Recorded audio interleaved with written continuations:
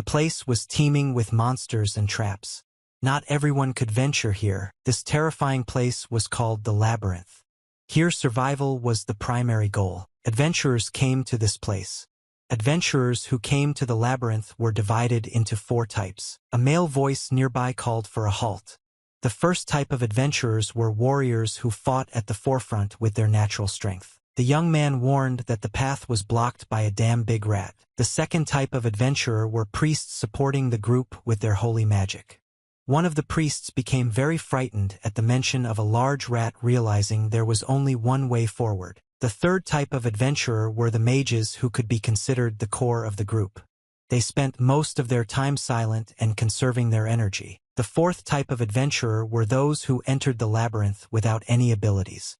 These guys had the hardest time and experienced much more fear when they saw the monsters. When encountering any type of monster, everyone tried to avoid this danger, although they understood that sooner or later they would have to face it. At one of these moments, the boys began to argue with each other about who would go first and meet the rat. Another member of the group intervened in the dispute between the magician and the warrior and asked to be allowed to join the fight. The boys were very surprised by such bravery, and at the same time turned their gaze to this daredevil. This guy's profession was called a guide.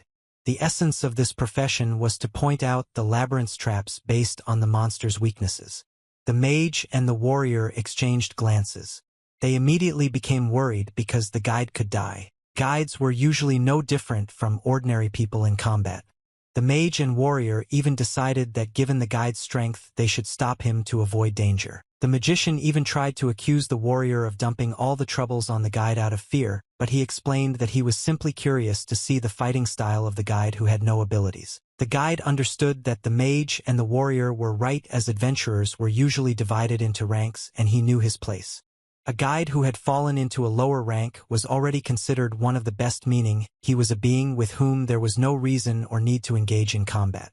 Well, this guide had a reason why he had to do this, and he grabbed the lantern tighter in his hands and rushed forward. The magician was very surprised why the guide needed a lantern and asked the warrior about it, but he did not find an answer. The guide explained that the labyrinth rats lived in a dark labyrinth and were therefore classified as nocturnal creatures and therefore did not attack recklessly in bright places. The guide suggested that if he used the flashlight against these creatures and then abruptly turned it off, it would give him a great advantage. The huge rats, who were already finishing their prey, quickly reacted to the new light source and looked at it with curiosity. As soon as the light went out, the creatures rushed to attack. The maze rat immediately pounced on its prey, finding itself in complete darkness, and so it happened. The guide stood still, waiting for the rat to get close enough to him. The guide noted that the rat was much more dangerous than he expected, and he tried to calm down and wait a little longer. The guide clutched the lantern tightly in his hand, blocking as much light as possible. The young man waited until the rat was a certain distance away. As soon as the creature approached quickly enough, the guide opened the lantern and put it forward, illuminating the cave with a bright light. The maze rat's eyes were not adapted to such bright light, and the creature froze, completely blinded. The rat tightly closed its eyes, which instantly turned red and squealed loudly in pain. At that very moment, the guide took out his dagger and pounced on the monster. The conductor really did not have any superpowers in battle and was guided only by his mind, resourcefulness, and cunning. The guy abruptly thrust his dagger into the labyrinth rat's body somewhere between the ribs. The rat suddenly fell silent and its pupils narrowed. A sharp, short, dull sound echoed through the cave. The rat's body fell to the ground. The conductor took out his dagger and, wiping it, emphasized that everything had worked out well. The mage and warrior were delighted with their guide's use of the lantern.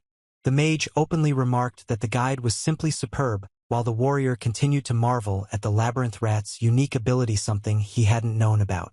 The guide laughed in embarrassment, noting that these were just labyrinth rats, which was a low-class monster, and any adventurer could handle it. Meanwhile, the conductor thought that this situation was already a big progress for him compared to the last time. Suddenly, he shouted loudly, warning the guide about the danger behind him. Behind the guide, there was a huge rat, which was clearly larger than the previous one I attacked when the young man did not expect it. The guide cursed under his breath when he turned around and saw the size of the monster he had to deal with. The next moment, a serious brawl broke out in the cave. The guide had a hard time defeating the rat that had attacked him. The creature aggressively attacked the guide, who was barely able to protect himself from the island's claws and teeth. Fortunately, the rat's legs caught fire. Soon the young man had only to shield himself from the hot flames with his hand. The rat was as fire-resistant as any living creature and was soon defeated. The guide was approached by a magician who reminded him that she had promised to help and was indignant that the young man was alone in the forest. The mage's name was Reina. Reina was the guide's childhood friend. Concerned, the girl asked if the young man had been injured. Reina and the guide had separated several years ago, but they had recently reunited and were now on the same team. The guide had never expected the girl to have become so strong during this time. The girl complained about the flying dust which was causing her discomfort. The guide turned away and noted that if he had not let his guard down, he could have handled it himself, to which the magician laughed and asked where she was grateful for her help. The guide, without turning to face the girl, thanked her for her help. In truth, he didn't want to admit his mistakes. Magu was uncomfortable with her friend's behavior, but she decided not to touch him. The young man stepped aside and sat down on a small stone to rest a little after the battle and put his thoughts in order. Suddenly he felt someone tapping his shoulder with a finger and turned around. Reina was next to him and leaned over to ask again if he was okay. The guide asked what she was talking about, and she noted that he had seemed tense from the start, and it was important for her to know what was wrong. Squinting one eye, the girl emphasized that the fact that her friend became a guide was strange in itself, because the guy who wanted to become a hero for some reason chose this path, and she suggested that perhaps this happened because of one incident in the past. The young man found it very unpleasant to remember that event, and he became even sadder. The guide emphasized that he really did dream of becoming a hero as a child, but then everything changed. When he was much younger, he encountered a monster attack. He remembers everyone around him running around panicking and trying to escape. He also, when he was little, remembered the huge clawed paws that were getting closer and closer to him. The monster was simply enormous and could easily swallow a whole crowd of people. Now the young man noted to his girlfriend that on the day when the monsters attacked the village, he realized something. Even as a child, he rushed to save people, but being weak, he couldn't do anything and realized he couldn't become the hero he dreamed of as a child.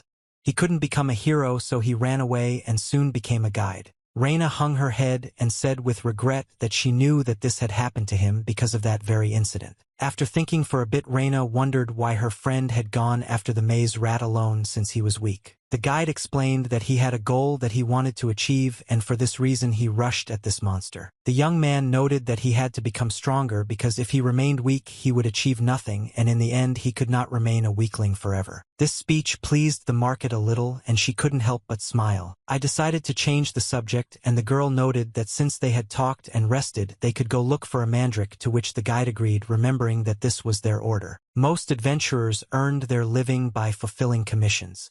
For newcomers like guides, they typically assembled a team for a trip into the labyrinth. After thinking for a bit, the guide turned to Kren and noted that they should have joined forces with that group. Turning around, the guide saw that there was no one near them anymore, and apparently they had to go into the dark tunnel. The young man sensed something leading deeper into the labyrinth, though he was easily agitated.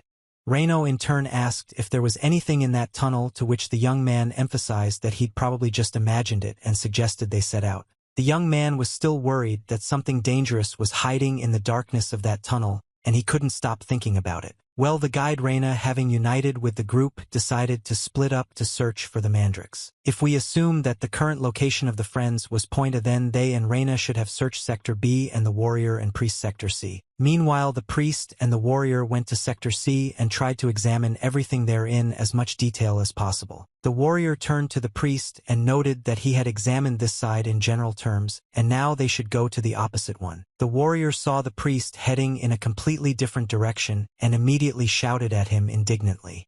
The priest apologized and explained that he had simply gotten distracted and hadn't noticed where he was going. The warrior was indignant that the priest, being his companion, could not get himself together and suggested that it could be because of the guide. The warrior even suggested that perhaps he should have gone out himself, since he also needed to show something. Suddenly the warrior saw a huge chest not far from him and immediately declared it. The warrior, approaching the chest, noted that it was impossible to simply pass by it, but the priest asked in horror whether his friend was really going to approach this chest. The priest warned the warrior that this could be a trap, and that he should ask the master guide for help. Warrior was greatly irritated by the mention of a guide, and he replied to the priest that he could have handled the situation without outside help, and that he could have handled it on his own, and advised the priest to stand aside and simply observe. The priest agreed to stand still with him but decided to ask what they would do with the search for the mandrake. They were constantly entertaining themselves with some kind of nonsense. Meanwhile, in Sector B, the guide held a handful of earth with a small sprout in his hand. Reina asked her friend what he was doing. He replied that the mandrake had a specific aroma, and it could be found by the smell of the earth, and Reina emphasized that such behavior was quite in the spirit of a guide. Reina decided that she should just wait until the guide did what he needed. The young man listened to the scent emanating from the ground and found it quite intriguing. Soon he saw some streams that also intrigued him. It was like magic. The young man looked at his girlfriend. Reina explained that it was sensory-type magic that temporarily enhanced her sense of smell. The girl decided that this ability of hers might help a little. The guide smiled and thanked the girl, noting that with this magic, he would probably quickly find the mandrake, to which Reina replied that there was no need to thank her because she simply could not stand and watch, and it was too awkward. Listening to the smell again, the guide found where the smell was coming from and suggested that Reina quickly go into the tunnel. A little while later, the guide and Reina actually found the mandrake. Reina sat down near the mandrake and joyfully emphasized that they had finally reached their goal. And then, noticing that her companion was looking somewhere else, she asked if he had found anything else interesting. The guide reflected on the fact that thanks to his heightened sense of smell, he could smell something. He sensed something subtle.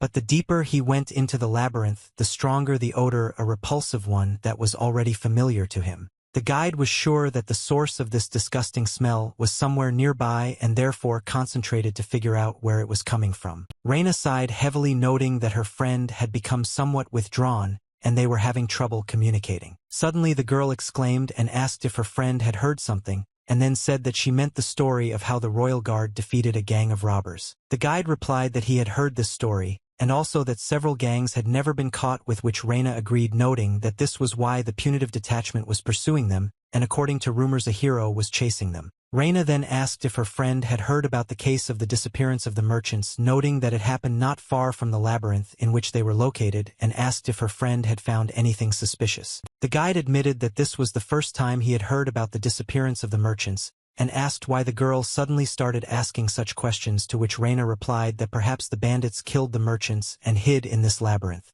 The guide thought for a moment at his friend's words because these conclusions seemed quite logical to him. Reina glanced around, emphasizing that such an abandoned labyrinth seemed like a perfect spot for criminals.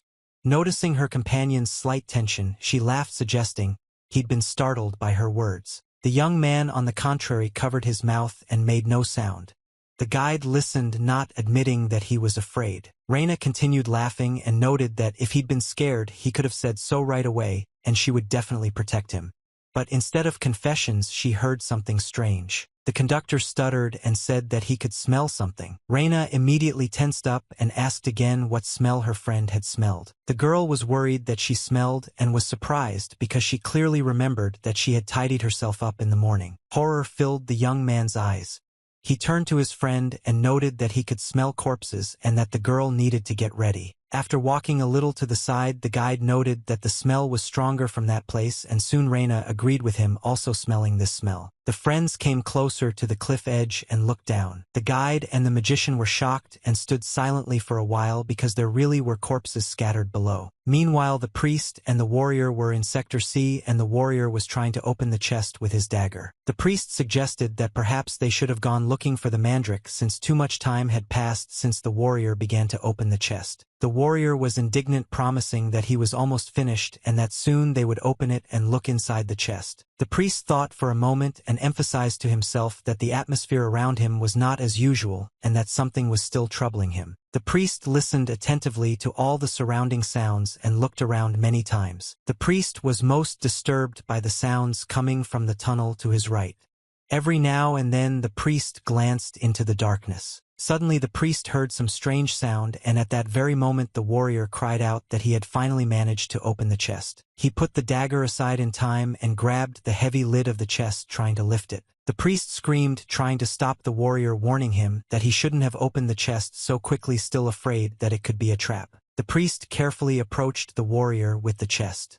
The warrior managed to lift the lid and act as if nothing had happened. The warrior laughed and noted that the priest really should have just stood and watched and not worried about all sorts of trifles. The warrior began to boast that opening the chest was a piece of cake for him, and the priest responded by noting that the warrior should at least have wiped away the sweat that had appeared from fear. The priest continued to look around and still continued to hear strange sounds. Looking around, the priest emphasized that if you look closely, the place they were in was enormous. He was surprised that there could be other rooms inside. The warrior didn't really think about where they were as he was interested in the contents of the chest and didn't even pay attention to his companion's anxiety. The warrior continued to rummage through the chest, sorting through everything valuable and guessing how much it could be worth, while the priest simply disappeared from the fear and anxiety that was increasingly rolling over him. The priest turned to the warrior, whose name was Simon, and asked if he had heard any strange sounds, but he did not answer. The priest panicked even more and again called out to Simon, who for some reason froze in place. The priest repeated his question once again, but his companion did not move, and the priest decided to come a little closer to him and check if everything was okay. I didn't even take my companion by the shoulder. I beg him to say at least something. He removed his hand from his friend's shoulder, and the priest saw that he was losing his balance. The next moment Simon fell to the floor. Judging by the warrior's appearance, one could conclude that he had been poisoned. At that very moment, the guide was already running towards the priest. The guide knew that in such a situation it was too dangerous to walk alone, and it was necessary to quickly unite with the rest of the group. The guide understood how dangerous it was to be in this labyrinth. The priest tried to understand what had happened to his friend. It was clear the chest trap hadn't worked, but Simon's body contained a poisoned arrow. The priest was trying to find the right antidote that could work and did not see that a man came out of the darkness of the tunnel behind him. The priest noticed that he was not alone in the room only when the light from one of the lanterns was blocked by someone's shadow. The priest turned around in horror. Tears of fear immediately filled his eyes. The group of adventurers realized too late that there was a killer in this labyrinth who was killing everyone indiscriminately. Unfortunately, the killer caught the priest by surprise and immediately knocked him to the ground. The killer pinned the priest to the ground, hitting him right in the face. The priest tried to resist the murderer. He tried to push him away with his hand and suffered the pain of the dagger piercing his hand. The priest understood that he could die at any moment, and tears came to his eyes. The killer looked the priest straight in the eye and said that he and his team were big losers. The killer noted that he was just about to leave the labyrinth today, but unfortunately for the adventurers, they met him on the way. The killer smiled broadly, and noting that he had no time for anything, threatened to kill everyone right now. The assassin's hand holding the dagger slid down. The priest's hands also slid down, trying to intercept the assassin. The priest held himself to the ground and tried with all his might to prevent the killer from harming himself. Tears streamed down the priest's head, unable to hold back any longer. He was struggling to resist the killer. At that very moment, the guide arrived and attacked the murderer, thus saving the priest. The conductor pounced on the killer and knocked him down. The killer did not expect that someone would attack him and was confused. The conductor threw the killer to the ground and began to beat him with his fists. The killer coughed loudly and his breath was cut off from the blow. The killer clenched his teeth. The guide's attack was so sudden and powerful that the killer couldn't immediately resist. Pizza tried to break free from the conductor's grip and swore loudly, but he still couldn't do anything. The guide grabbed the killer by the neck in a tight grip, preventing him from moving. No matter how hard he tried to break free, no matter how hard he kicked, he couldn't escape the fight. At some point, the guide shouted loudly and called Reina and ordered her to shoot. Reina was nearby the whole time, and as soon as she heard the command, she immediately used her magic. The girl used a magic projectile which she aimed directly at the killer. The magic projectile flew straight towards the killer the guide was holding. This was almost the only chance to defeat the killer and prevent him from harming anyone else. The killer understood that he would not be able to escape because the conductor's grip was too strong. He could only watch as the magic ball flew towards him. When the killer was dealt with, the guide and Reina hastened to help the priest and the warrior. Reina asked the guide if he could use holy power and help the priest, but he replied that he could only stop the bleeding and could do nothing else. The guide emphasized that both the warriors and the priest had been poisoned and that they all needed to get out of the labyrinth as quickly as possible. Reina noted that she could have transported one of the adventurers with magic, and the guide would have had to take care of the other, but the killer, who was bound hand and foot, laughed and replied that it was impossible. The killer emphasized that his comrades were soon to arrive in this labyrinth, and the adventurer could not deal with them. The killer noted that if the boys had all surrendered, he could have promised them a quick death, but the guide did not let him finish and hit him hard on the head. Reina got mad, noting that the killer had only unnerved her for nothing, to which the guide silently agreed. After looking around, the guide found things that the bandits had probably taken from the merchants, and judging by other things, they had used this labyrinth as a temporary shelter. The guide thought that it was likely that the robbers' words were true and swore, because the situation turned out to be not so simple. The guide also heard distant voices. The guy was very nervous and couldn't figure out what he could have come up with. Having looked around, the guide realized that he couldn't leave those two in the labyrinth because they wouldn't be able to survive. Well, the guide wondered if he could save them because he was a completely ordinary person without any superpowers. At some point, a priest approached the guide. He saw how worried his companion was, but he wanted to ask him for one more thing. The priest asked the guide to save them all. The guide did not see the priest's eyes, and for some reason at that very moment, he remembered some events from his past. Provodnikov remembered something from his childhood. His mother would cover his eyes and ask him not to look, emphasizing that he would only feel more pain from the fact that he couldn't do anything. The mother addressed the guide by his name, Kirill.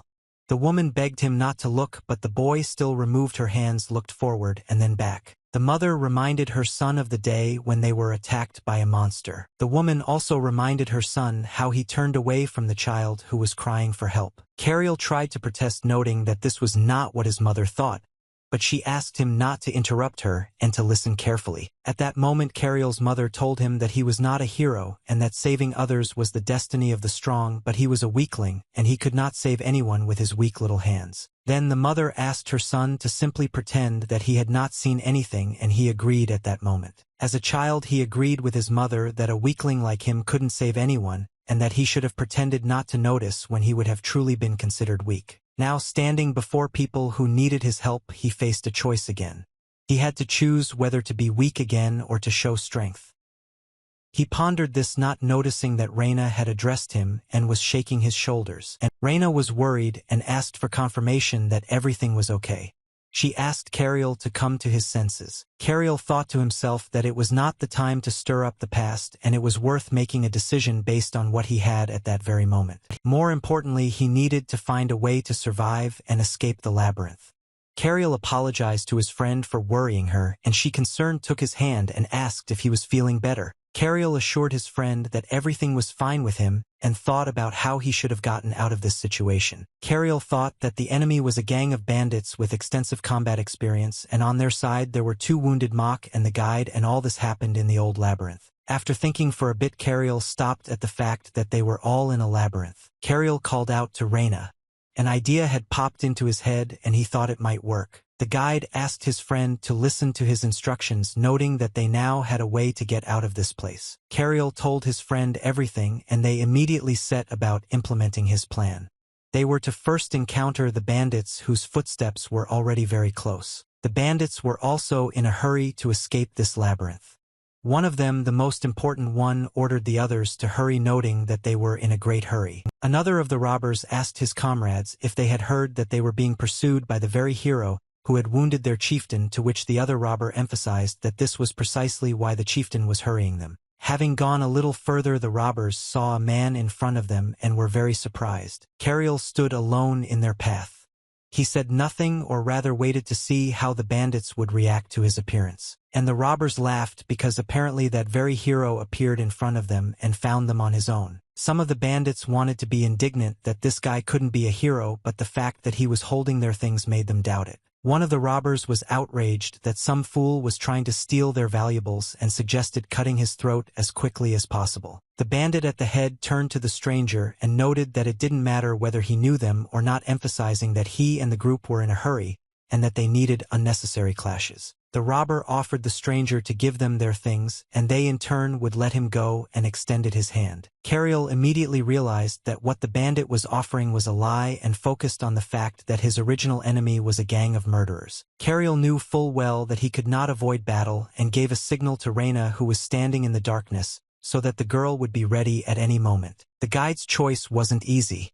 He was terrified because lives depended on him. Having collected his thoughts, the guide released the bag with the robber's treasures onto the ground. As soon as the bag landed on the ground, the guide showed his empty hand to the chief robber. The robbers laughed, glad that the guy they met was quick-witted and fulfilled their request. Then the robber smiled wider, noting that according to their rules, witnesses had to be killed. The bandits were planning to strike first, but they never expected the stranger to be there with support.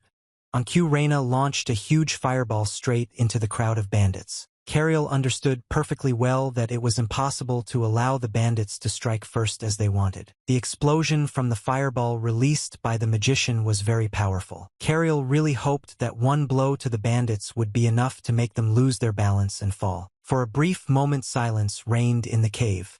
Only the crackling flames could be heard. Everyone waited for the smoke and ash to settle. Soon Cariel saw in the smoke the hand of his opponent, which was trying to clear the vision before his eyes a little. The robber was indignant that Cariel had played too dirty and noted that he could not hope for an easy death. The robber rushed to attack.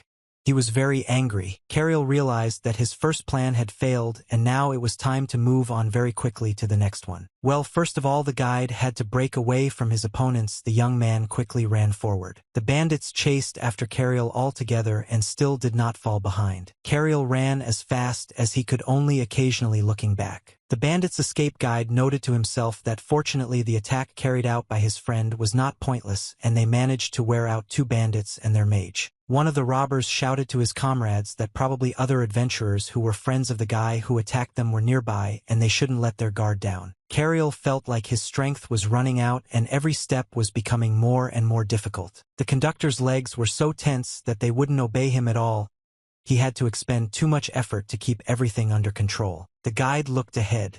A light was coming from the end of the tunnel, and the young man knew he only had to run to get there. Unfortunately for the guide, one of the robbers caught up with him and hit him hard. Cariel didn't have time to defend himself completely from this blow and still received some damage. Well, don't give yourself a single moment to relax, the guide continued running. I only think that he should have held on at least a little longer. Another of the robbers began to swear that his comrades were too slow, and having driven away all their health, attacked the guide himself. The robber was a magician, and while gathering a fireball in his hand, he shouted a threat that he would turn the guide into shish kebab. Cariel turned back and immediately realized that he could not dodge the attack of the robber mage. To the bandits' surprise, a slapping sound was heard behind them. The guide's friend appeared out of nowhere. The robber was very shocked that there was danger behind him, and he could not even foresee it. The robber cursed himself silently for losing his vigilance at such an inopportune moment. Reina was completely focused on what she needed to do with the bandits. She had already arranged everything with the guide. The girl immediately attacked the robber. The robber swore that the girl had been in his way from the very beginning and decided that he would be able to teach her a lesson. To the robber's surprise, the girl attacked not him but his other comrades. Dust and smoke rose again in the cave, making it difficult to see. Soon, when the dust and smoke settled, it turned out that the guide's friend had blocked the entrance to the cave. The chief robber laughed loudly, finally understanding what it was all about. The robber found it funny that this was all the guide was capable of, and that he could only sacrifice himself to save his comrades. The robber noted that he could have easily broken down this wall that now blocked the entrance to the tunnel, and it would have been all in vain. The robber laughed even harder, noting that first they would finish off the little rat that had been bothering him all this time. Cariel, trying to catch his breath, emphasized that this was not going to happen and he would remain alive. Before this skirmish, the guide and his friend agreed that they would first move the warriors and priests to a safe place and then attack the bandits. And if this did not work out, then he would lure them into the sector with. Reina was indignant because she didn't understand why they needed to block the passage in Sector C, because that meant using Cariel as bait. And she needed to escape alone. The girl did not want to agree to such a plan, but the guide noted that this was only part of the plan.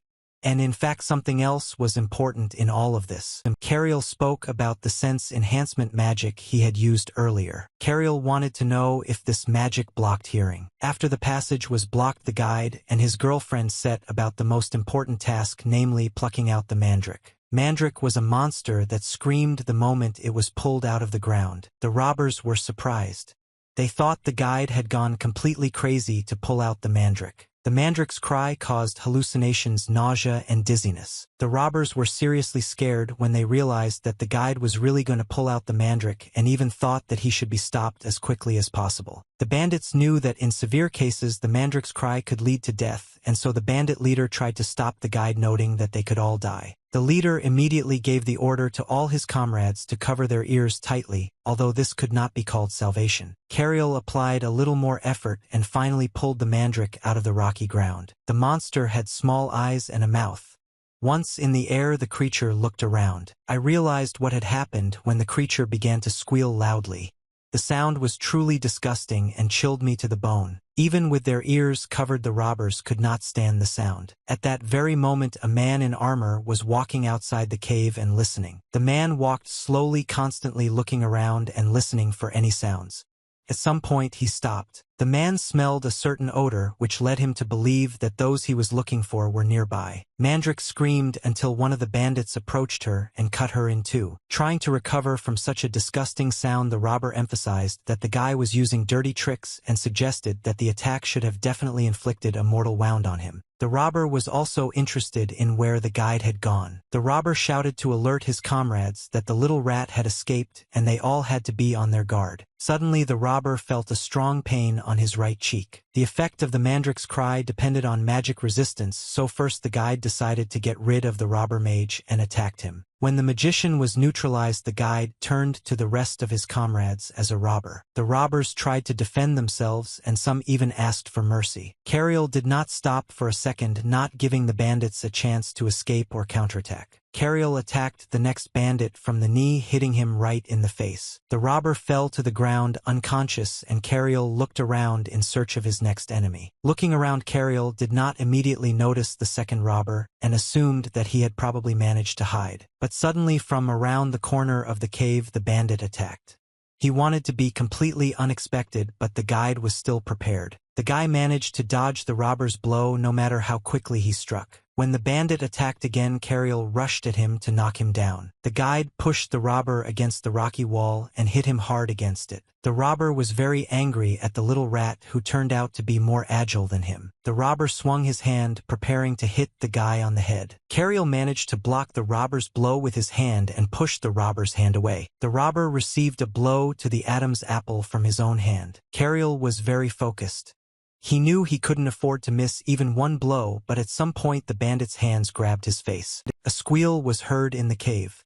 Blood splattered to the side. Several large drops of blood also fell onto the stone floor. Cariel tried to resist but could not remove the robber's hand from his face, pressing on his temples. Cariel continued to press his opponent, trying to ignore the intense pain in his temples and the risk of irreparable damage. The robber groaned and, gritting his teeth, continued to press on the conductor. Each of them tried to overcome their opponent, understanding that only one would survive. Cariel, despite his small strength, continued to put pressure on the robber, trying to strangle him. At some point, the robber began to cough and his eyes began to roll back. A little while later, the robber's body went limp and his hands fell to the floor. Cariel immediately abandoned the robber and hurried to his friends. Cariel and Reina led the warriors and the priest out of the cave and were glad that everything had gone according to plan, even though the situation had been on the brink.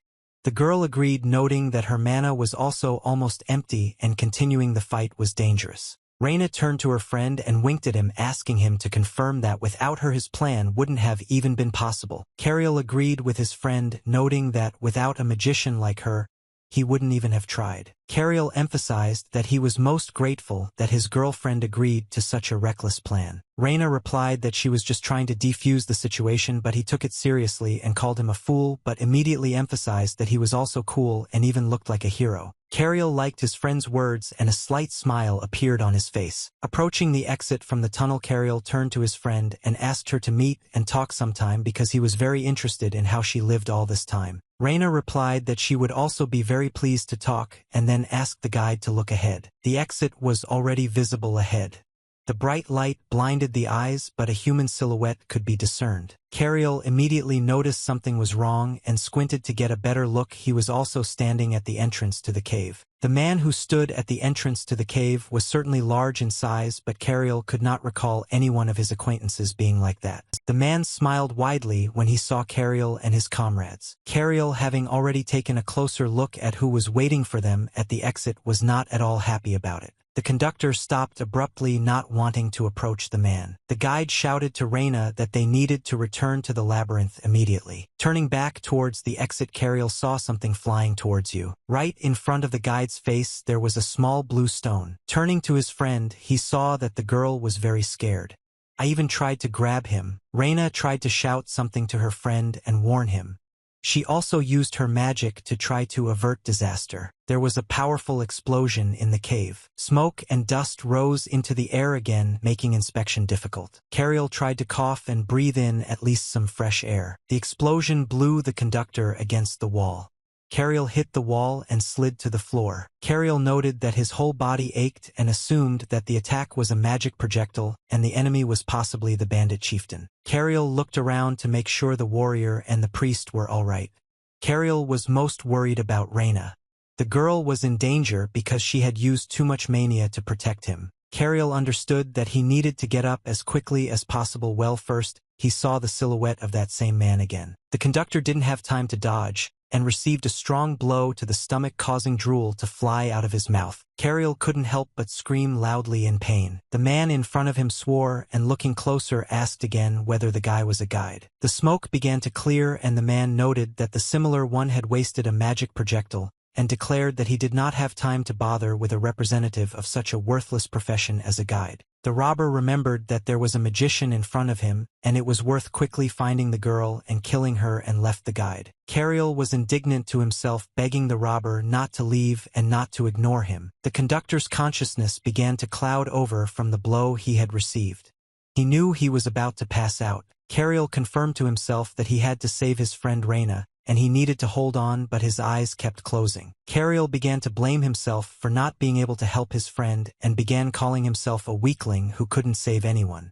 Then the young man wondered why he'd ever tried to save people and suggested it might be innate. The young man then suggested that he simply liked receiving praise, so he always tried to help someone. The young man also suspected that perhaps it was because he admired heroes and wanted to be like them. He couldn't find the true reasons. He didn't understand why he was trying to become stronger. Cariel stopped at the thought that he himself no longer knew anything and did not know what he wanted. The young man wondered if there was a reason to simply save people.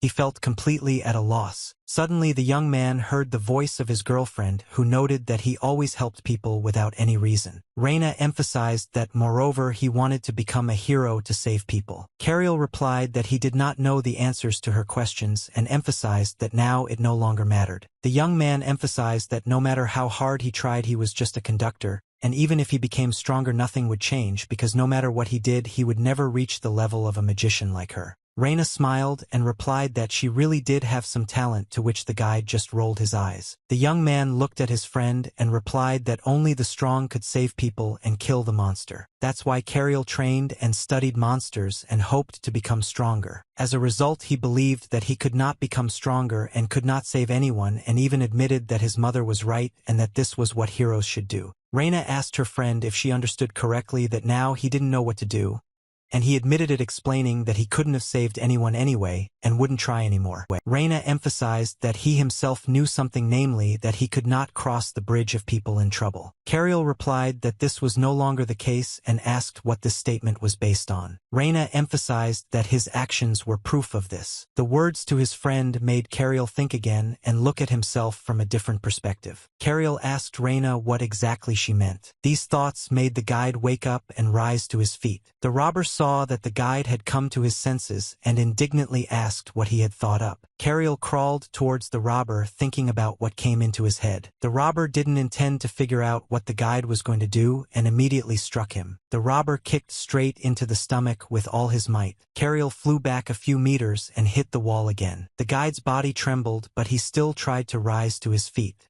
He needed to divert as much attention as possible to himself. The robber was indignant that he didn't have any time anyway, and the guide was still in the way. The robber, watching the conductor's funny attempts to get up, laughed. Realizing that the guide no longer posed any danger, the robber turned around, noting that the guy should have just stayed where he was and known his place. Cariel watched attentively as the bandit, with his torso bandaged, walked away from him. Cariel mentally thanked his friend because thanks to her he was able to sort out his thoughts. Cariel carefully examined the cave up to its ceiling where smoke was rising. The robber very quickly found Reina and lifted the girl by the hair. The robber noted that such unpleasant types as magicians had to be eliminated for sure and threw the girl down. Reina fell to the floor, and the robber emphasized that only if the magicians died could he be at peace. The girl couldn't even speak and barely managed to pronounce the last word of her friend's name. The robber was indignant that he could still boldly mutter something under his breath. The girl, having gained strength, pronounced her friend's name in full. The robber laughed and assumed that the girl was probably asking for help, and noted that unfortunately there was no one to save her. The robber did not see that the guide had already managed to get to his feet and was sneaking behind him. The robber swung at the fire, wanting to finish off the magician with just one blow. The robber did not have time to deliver his blow as the Cariel attacked him from behind and struck him directly at the previous wound. The robber howled loudly from pain and from the suddenness of the attack. The robber was outraged that he was again attacked by that madman guide who did not even have the strength to stand up on his feet.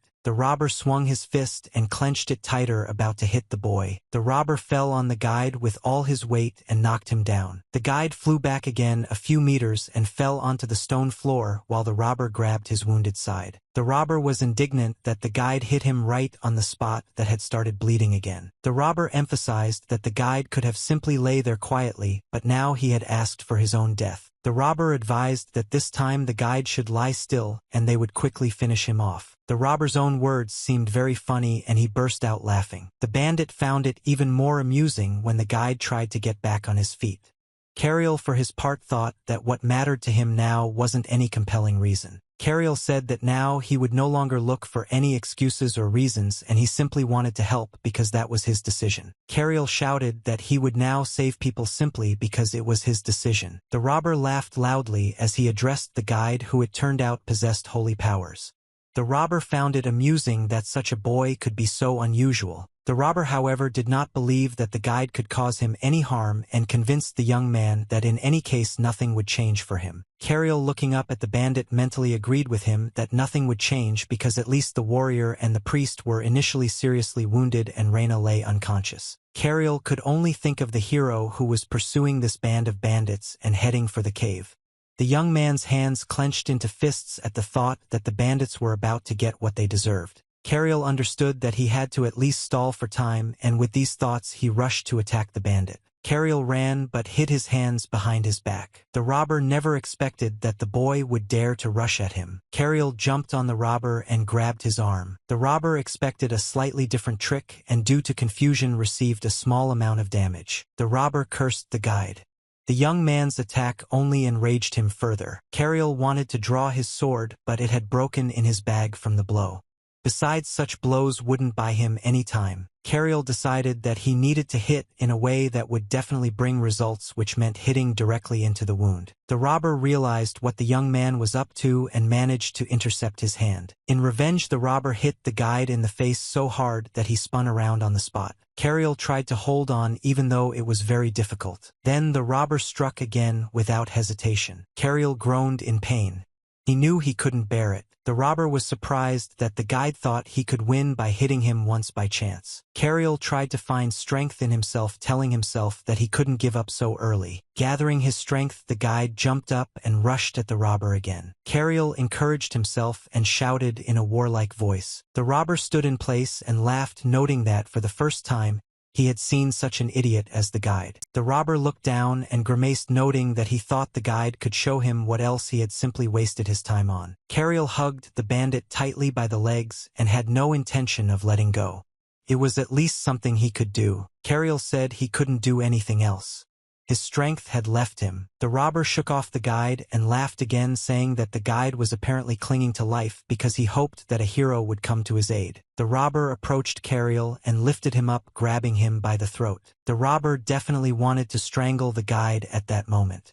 The robber said that thanks to him he changed his mind. The robber threw the guide aside, and it again sealed itself against the stone wall and carefully slid down it. The robber came closer and said that at first he was going to simply ignore the guide because he was in a hurry, but now he sees that people like the boy were more dangerous than even magicians. The robber noted that he had simply finished off the guide and all his friends and would go about his business. Cariel thought only that he had to hold on until the hero arrived, although he felt that his body was at its limit. Cariel breathed heavily and mentally asked Reina for forgiveness for not being able to save her. At that time the robber took a small sharp stone in his hand. The bandit swung his sword, preparing to deliver the final blow to Cariel and finish the job.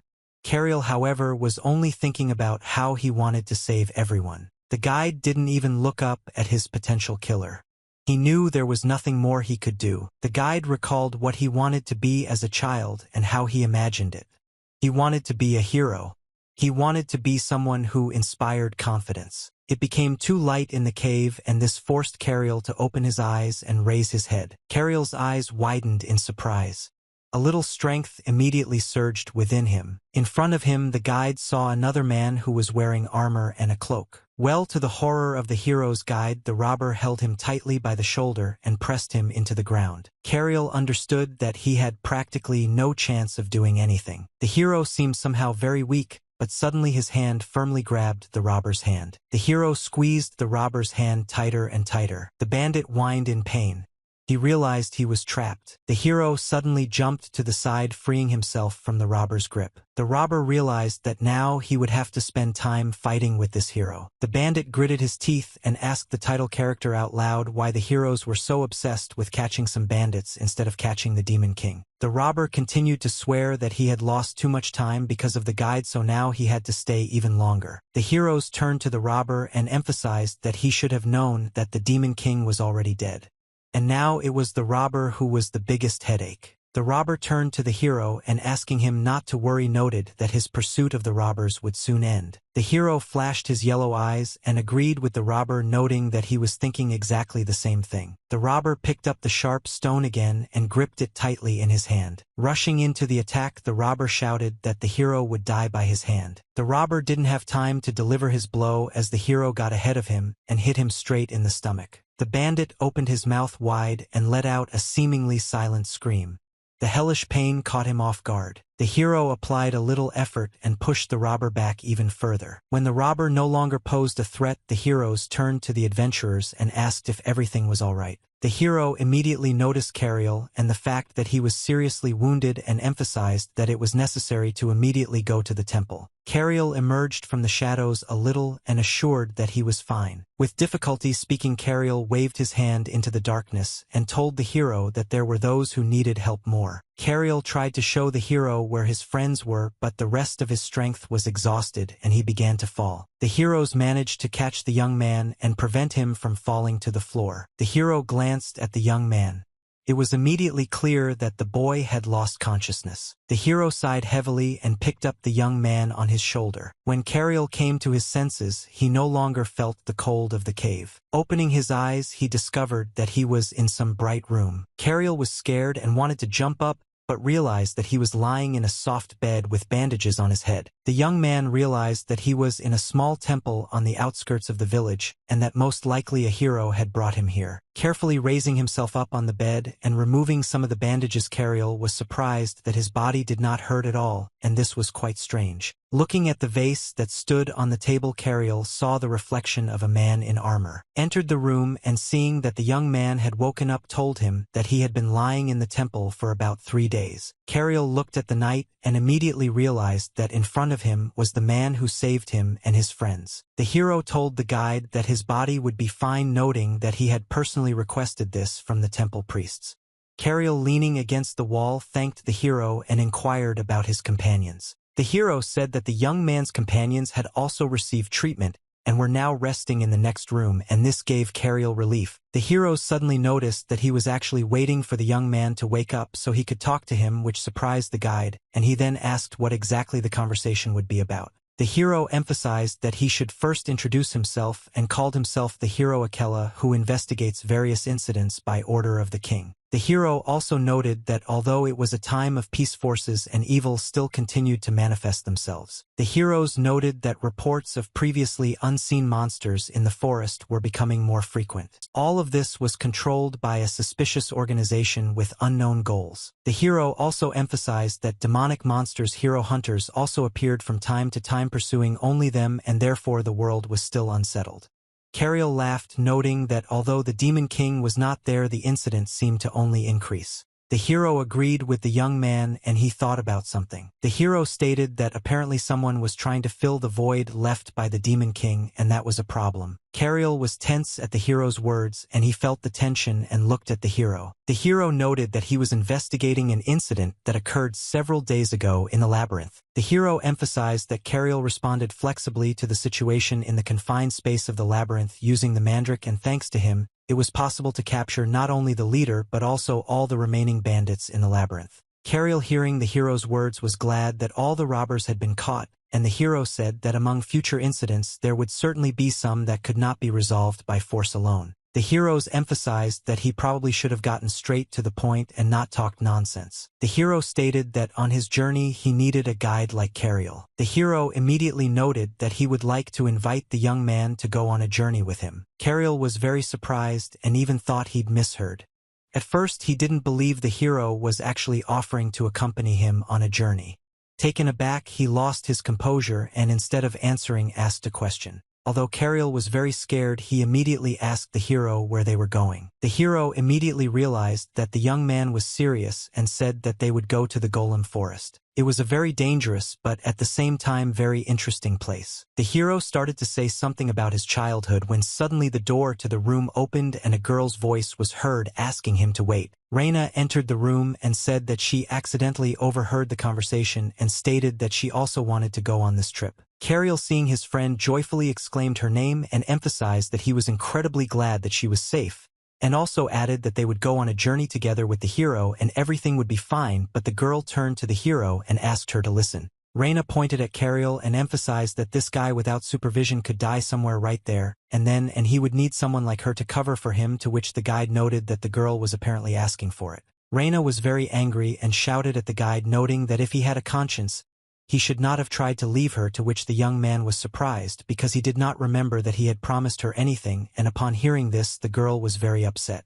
Reina still insisted on her own and said that she could take an academic leave or something like that, and emphasized that MAGE would be useful in any case during the trip. Reina hit herself in the chest, declaring her importance. The girl really wanted to be taken along, and although she asked to be allowed to go on the trip, it was as if she had to go anyway. No one could refuse a magician who could really be useful, and so the three set off on a journey to the Golem Forest. The Golem Forest was a dangerous and very unpleasant place where one did not want to linger. Cariel had never been to this area before and looked around carefully, trying to study everything. Cariel accepted the hero's offer because he had hope of achieving a seemingly impossible goal. The young man could have become stronger during his journey with the hero and one day kill that monster with his own hands. He walked a little through the forest and stopped until the hero suddenly called out to him. The hero emphasized that they needed to set out and the guide should be busy finding the way.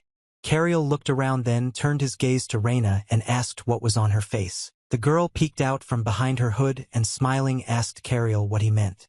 The young man noticed the corners of her lips were raised, which surprised him. Reina noted that they were in the Golem Forest, and the golem in her opinion was very cute and said that she once made them during practical classes. Cariel was very surprised because usually people did not consider golems cute like his friend. Cariel grinned and noted that if Reina expected too much, there was a great risk of being disappointed. Then the guide got down to his work and began to pave the way through the Golem Forest and lead his companions. The further the hero and his assistants made their way into the thick of this forest, the more tense the situation became. Cariel followed the mage and the hero without stopping. Sometimes he discovered paths that an ordinary person would have been completely oblivious to and would have surely gotten lost. At some point Reina spoke up, surprised that they hadn't met any golems since they were in the Golem Forest. Cariel smiled and told the girl that it was because they were simply walking along a road used by workers and golems could only be seen in the quarry. Reina now understood why there was nothing but stones around them. They were in the mine. Cariel replied that even if they went to the quarry there wouldn't be any cute little golems there.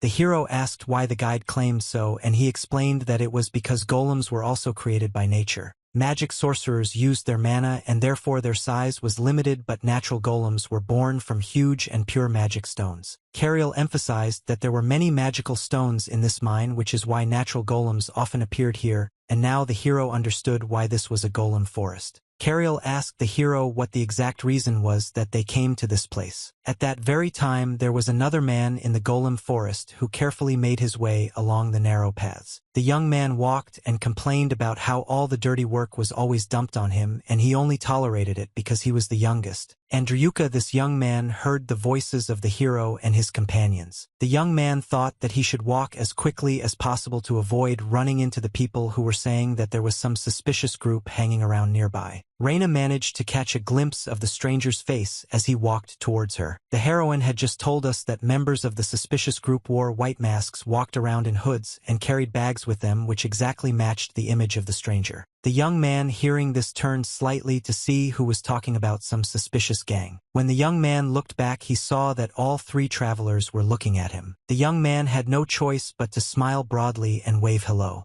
But he knew he was in trouble. He was alone, and there was nothing better for him than to run away quickly. The young man was very unhappy that strangers decided to follow him. The young man was running very fast, but at some point he suddenly stopped. The man ran to a dead end.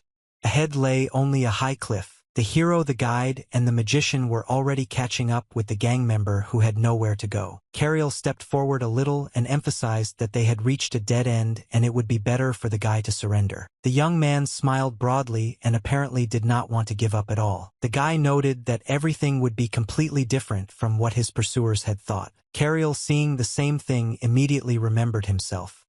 He had said practically the same thing to the bandits. The hero did not understand what this could mean and asked the young man directly about it. The heroes were in no hurry to attack and decided to wait a bit. At that very moment, the rock right in front of the hero, the guide, and the mage came to life. It was a huge golem. The gang member laughed loudly and indicated that he had deliberately lured his pursuers to this place. Reina was very surprised that they encountered such a huge golem. Cariel shouted to her that everything was fine since natural golems didn't attack people first. The hero pointed somewhere up and asked the guide if the golem was suggesting they slap him on the hand. Cariel raised her head and looked where the hero was pointing. The guide saw the golem's huge hand, which was about to crush all three of them. Cariel did not expect such a turn of events at all because he was sure that the golem was not dangerous until it was attacked. The golem struck the rock and easily broke off a piece of it. The hero, the mage, and the guide needed to flee that place as quickly as possible. Reina turned to the guide, indignant at his insistence that the golems hadn't attacked. At some point the heroes suddenly turned back and decided to try to resist this golem. He had no choice but to try to deal with this monster. Everything around was shaking. It was not easy for the hero to stay on his feet. Shin continued to smash everything around him, trying to get to the hero's guide and the magician. The hero returned and asked if the guide could assess the situation, and he replied that they needed the core because someone was controlling it from within the golem's core. The hero immediately thought that he needed to distract their attention first. The members of the golem catching and controlling gang started talking about how the golem's right hand was blocked by something and decided that it would be worth attacking with the left. The gang member wondered what kind of guys appeared in the forest and suggested that the king himself could have sent them. Suddenly a gang member became very interested in something. The golem looked down where the hero stood and looked back at him. The gang members who controlled the golem clearly saw the image of a hero who behaved very bravely. The gang members were amazed that this guy who was a hero was able to block the golem's hand on his own. One of the gang members gave the command to the second one to aim at the one on the hand. Reina tried to help as best she could and guided her companions. The golem continued its attack, bringing down the rock where the adventurers were hiding piece by piece. The hero thought that judging by the golem's previous blow, if he had faced it directly,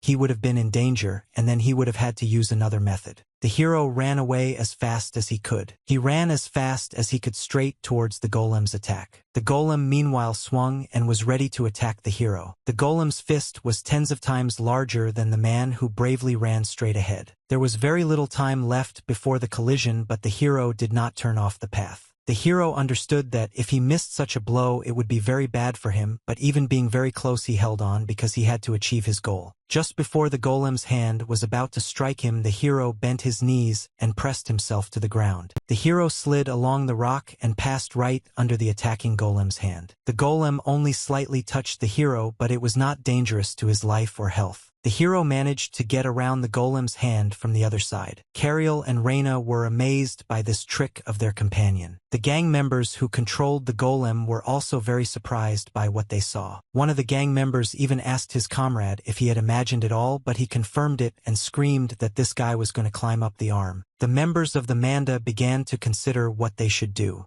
They considered leaving the golem and fighting. One of them said that they were golem casters and were not supposed to fight personally. The hero who was about to climb up the hand suddenly stopped, seeing that everything was not going as he had planned. The golem began to behave rather strangely and stopped abruptly. The rock next to the golem also began to move and began to take on more human-like outlines. Soon another golem appeared next to the golem, and now the situation was much more complicated. Cariel shouted to Reina with a proposal to pursue that suspicious guy they were chasing, to which the girl immediately agreed. Cariel thought that this was the very battle the hero dreamed of as a child. He looked at a real hero and admired his courage and strength and thought that one day he too would be able to become like that. The hero didn't even think about stopping, even at the sight of two golems that were very dangerous. The hero did not consider the option of escaping, but on the contrary was going to go straight ahead. The heroes quickly ran forward, aiming at the chest of one of the golems. The heroes were completely focused only on their goals and did not pay attention to anything else around them. The hero thought only about the fact that he could not miss and had to hit his target exactly. The second golem that had recently been revived was obviously gaining strength and was ready to attack. The hero was not bothered by the fact that the monster could seriously injure him, and he continued to run straight towards it.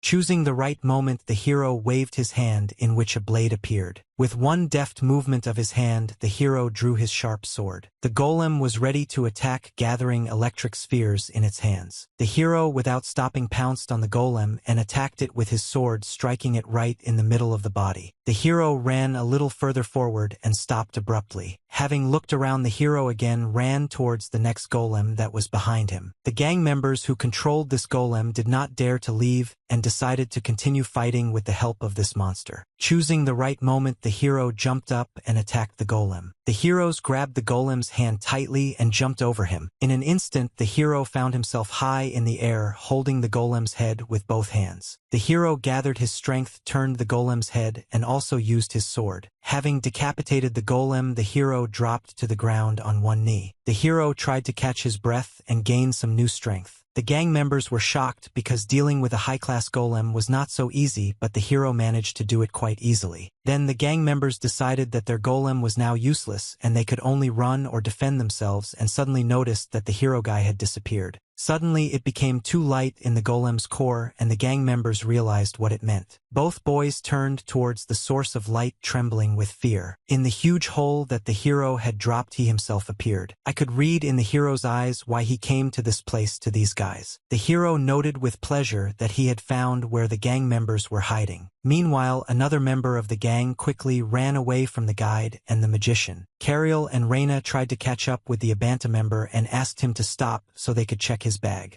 But he insisted that he was just a pawn and did not know anything. Cariel noticed that the gap between them was not closing and asked Reina to tie the guy's legs with magic, but the girl replied that she did not know how to use two spells at the same time, and then the guide asked the girl to climb on his back and use magic. Reina did not expect such a proposal and was very surprised when she heard it. The girl didn't like this proposal, but she still agreed just for a minute. Cariel suddenly shouted that he had a better idea and noted that he could sit on the broom and the girl would control it.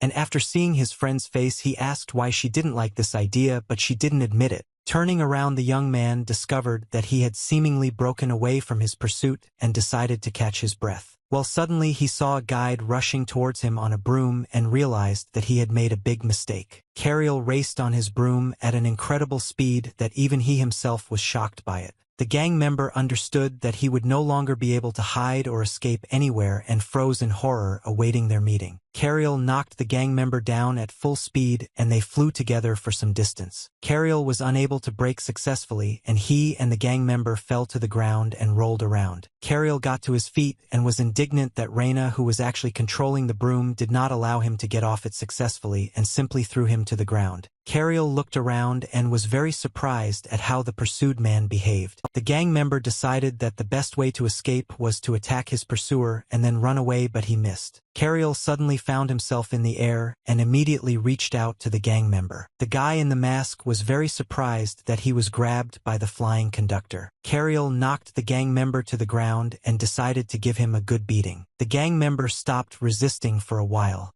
Besides, the impact with the ground was so strong that it took me at least a little time to recover. The gang member, having recovered from the blow again, began to complain that he knew nothing and was simply acting as a courier. Cariel didn't want to listen to him at all and pinned him to the ground with all his might. As soon as the gang member was somewhat neutralized, the guide reached for his bag and was very happy about it. By this time, Reina had arrived.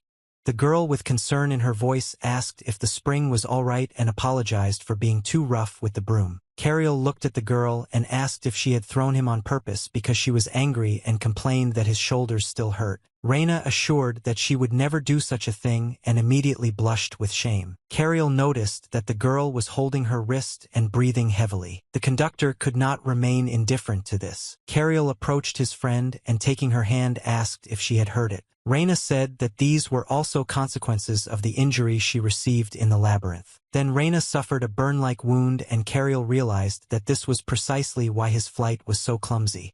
After some thought, he decided to use holy power. Reina replied that she had already been treated in the temple and the use of holy power was unnecessary. Cariel insisted that it was better this way than doing nothing, and besides, she got hurt because she was saving him and then apologized for the fact that he could have offended her with a joke. Reina replied that everything was fine and, smiling slightly, thanked him for his concern. Cariel heard some strange sounds. I turned around and saw that the guy they caught was conscious. The gang member, without even getting up from the ground, responded that he had woken up a long time ago, but they were so busy with their pleasantries that they didn't even notice this. Cariel took the gang member's bag and asked him to tell him what he used the things in that bag for, to which he replied that he had already said many times that he knew nothing about it. Suddenly, another rumble and noise erupted behind them.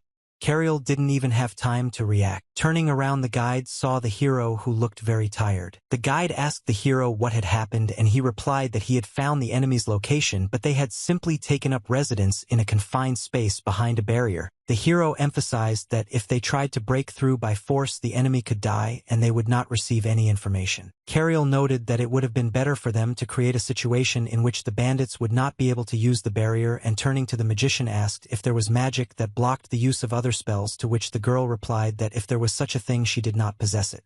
Cariel wondered if there was some way they could reach their destination and looked around and discovered that they were in a warehouse used by workers. The school contained all sorts of junk, including huge sacks of flour. But Cariel thought that flour was a very lucky find. The guide turned to his friend and noted that when he saw her wound, it looked like a burn, and asked why this was so, and the girl answered that it was probably because she used too much magic, and because of this her hands became hot. Cariel noted that this meant heat was generated when using magic, and the girl confirmed this, explaining that simply touching the magic circle could burn you. Listen, Cariel was pleased. The guide stated that he could create a situation in which the bandits would not be able to use their magic. Without wasting any time, the guide Mock and the hero headed back to the bandits. Meanwhile, the gang members were simply hiding in one of the caves. They were discussing how he was supposed to arrive that day, and they should simply sit and wait since they had the advantage anyway. Suddenly, a small explosion sounded right under the bandits' feet, and they realized that they had been found. The bandits began to complain that they were being blinded by a smoke screen and decided to immediately close themselves off with a barrier. Suddenly, one of the gang members noticed that they were being covered in flour. A gang member shouted that if he used magic there would be an explosion, and another asked what it all meant. Ahead, the gang members noticed two silhouettes approaching them. The hero said that he learned about this thanks to the master guide, but the bandits themselves must know that when heat met dust, an explosion occurred in magic. The heroes emphasized that if the bandits wanted to fight, even in such a situation, he would not stop them. The gang members thought about what they should do and suggested that they could hold out until he arrived. The other gang member remained silent. He didn't know what the right thing to do was. After thinking for a bit, the gang members decided to surrender, realizing that they had no chance. The monster's huge bare feet confidently walked forward. The monster's breathing was heavy but even. He was confident in his strength. The monster's smile spread from ear to ear. He felt it was time to act. It seemed that no one could defeat this creature, and he himself was sure that he had no equal. Behind the monster came another man dressed in rags. He walked barefoot behind the leader. When the two approached the cliff edge and looked around, they realized that they were too late. The man in rags noted that he did not sense a single spellcaster in this place and repeated that they were not late. The leader answered him that it was all unimportant. The monster emphasized that from now on the two of them would be ahead of the uninvited guests. Meanwhile, Cariel, Reina, and the hero managed to escape from the golem forest and were riding in a carriage. Reina fell asleep on Cariel's shoulder while he was thinking about how lucky they were that their enemies weren't stubborn and surrendered, otherwise they would have had to shed blood. A few hours ago, Cariel took out some strange object from the gang member's bag and was surprised that it was this object that they used to desecrate the golem. The bandit confirmed, explaining that they had used this object to alter the golem's core so that it could harm people. They then asked the bandit if it was possible to separate or purify the corrupted portion with holy power. The bandit admitted that this could have been done and the golem would have returned to its natural state. The hero cleansed the corrupted golem as soon as he learned that it could be fixed. The Lord Hero sent the spellcasters to the temple for interrogation. Cariel thought that he was finally in danger and everything was over and decided that it was time to take a little nap. Cariel hadn't even had time to fall into a deep sleep when a loud voice suddenly called out, ordering the carriage to stop. Reina too was awakened by the voice. A man stood in the path of the cart. He emphasized that if the people in the cart wanted to live, they should surrender. The cart was stopped by a crowd of bandits. The leader warned the people to behave well and not do anything stupid. The coachman trembled with fear when he saw that there were bandits on his way who could harm him. While the coachman was trembling with fear, a hero jumped out of the carriage. When the robbers saw the hero, they were very surprised that there could even be a knight in the cart. The heroes laughed at the fact that he was called a knight and declared who he really was and asked the robber to take it higher. The robber laughed at him, joking that the hero himself had deigned to meet him and his comrades. The bandits noted that in that case they would have to use human shields, and each of them appeared to be holding children. The bandits warned that if the adventurers even moved, their throats would be slit. Cariel also jumped out of the cart and turned to the hero, asking what they would do in such a situation, to which the hero replied that they had been ordered not to twitch and not to provoke the bandits. The hero said his friend would take care of the bandits. The bandit, hearing the hero's whispering, became indignant and emphasized that he knew their noble creatures inside out.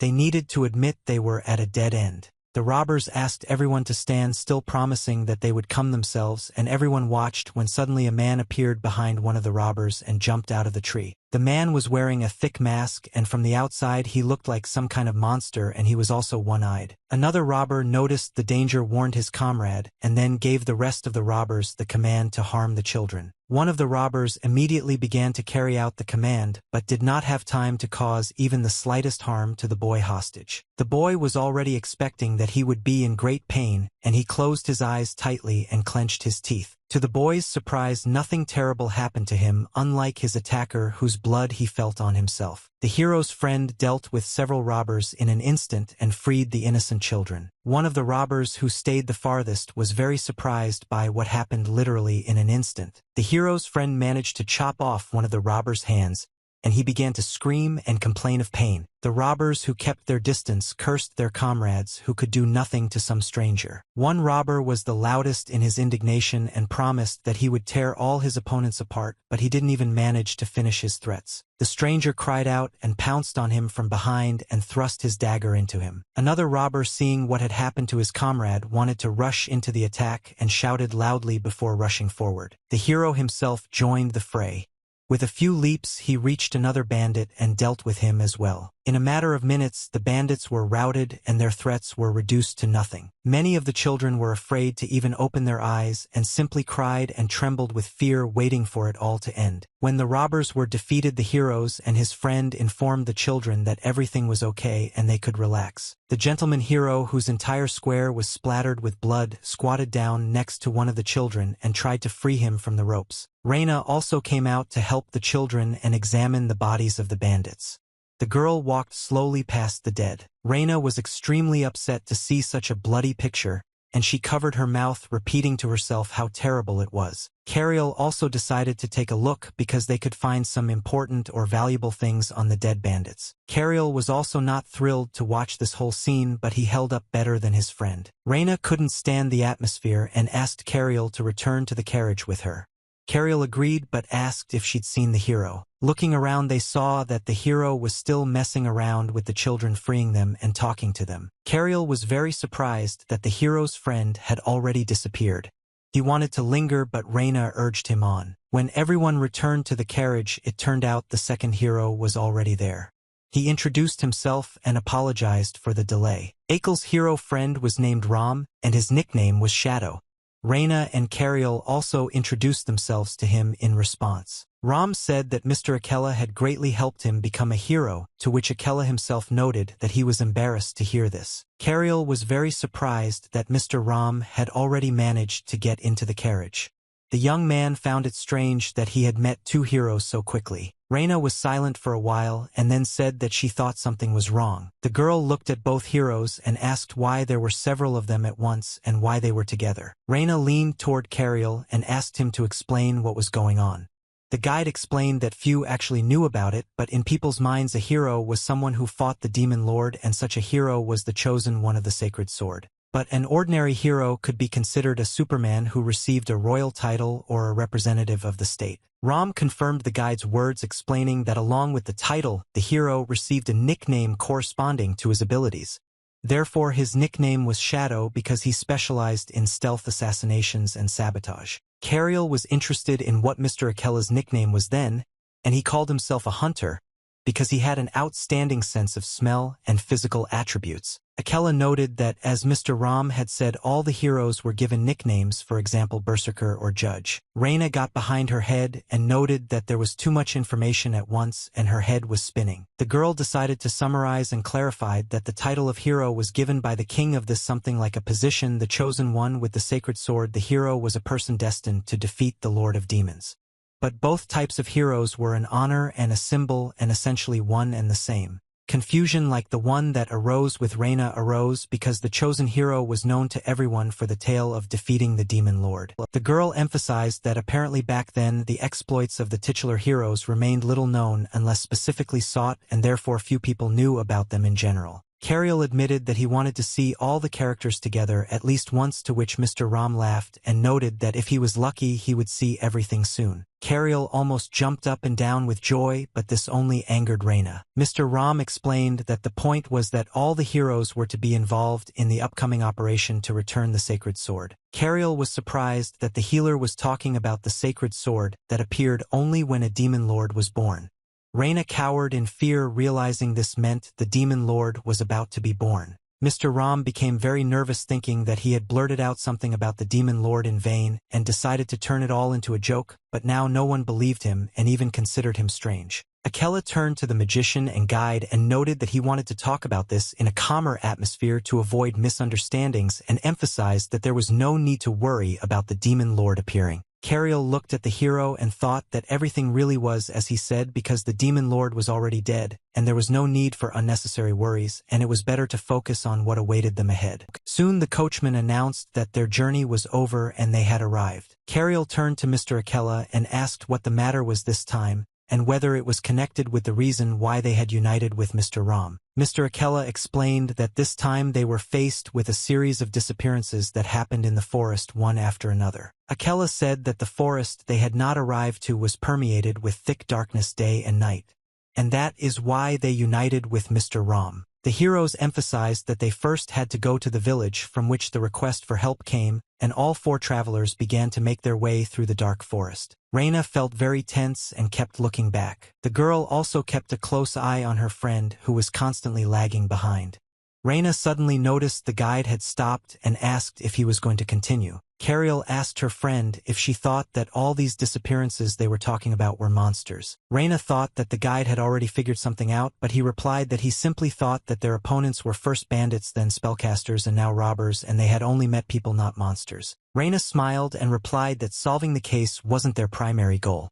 The girl laughed at the guide's apparent fear that his profession would be useless against humans, emphasizing that thanks to him, they had captured the spellcasters, so there was no need to worry. Cariel agreed with his friend reluctantly and decided to end this conversation. Cariel continued on his way and then wondered why he was actually so excited. Cariel thought that it was unlikely that people would start doing something like that in this forest. After thinking for a bit, the guide decided that it was the work of monsters. Cariel thought about the monsters and began to walk even more carefully and slowly. He continued to think about what they would have to face and finally thought that it could have been people. Having completely exhausted himself, the guide decided that it was better for him to cast aside all doubts for a while. Soon all four travelers emerged from the dark forest and found themselves on a hill. From the hill, there was a view of the village, which was also mired in darkness. All four travelers, feeling very uneasy, looked carefully toward the village before following the path leading to the huts. Cariel looked around into the distance and noted that he seemed to see all the villagers gathered together. Indeed, all the villagers together with their elder greeted the heroes and adventurers who came to their aid. The elder heroes shook hands in greeting. The elder, noting that the adventurers had come a long way, thanked them for their efforts and advised them to rest, telling them that rooms had been prepared for them. The hero wanted to say that they should go and solve the case as soon as possible, but then he looked at Cariel and Reina, decided that they would not limit themselves to just a short investigation that day. The elder called several people who could give testimony, and the hero soon began to write down everything that people told him. The heroes first asked the woman who testified first to introduce herself, and she introduced herself as Nora and said that she worked in a tavern and had a son. The hero looked at the woman in surprise and asked again what she had started by saying that she had a son,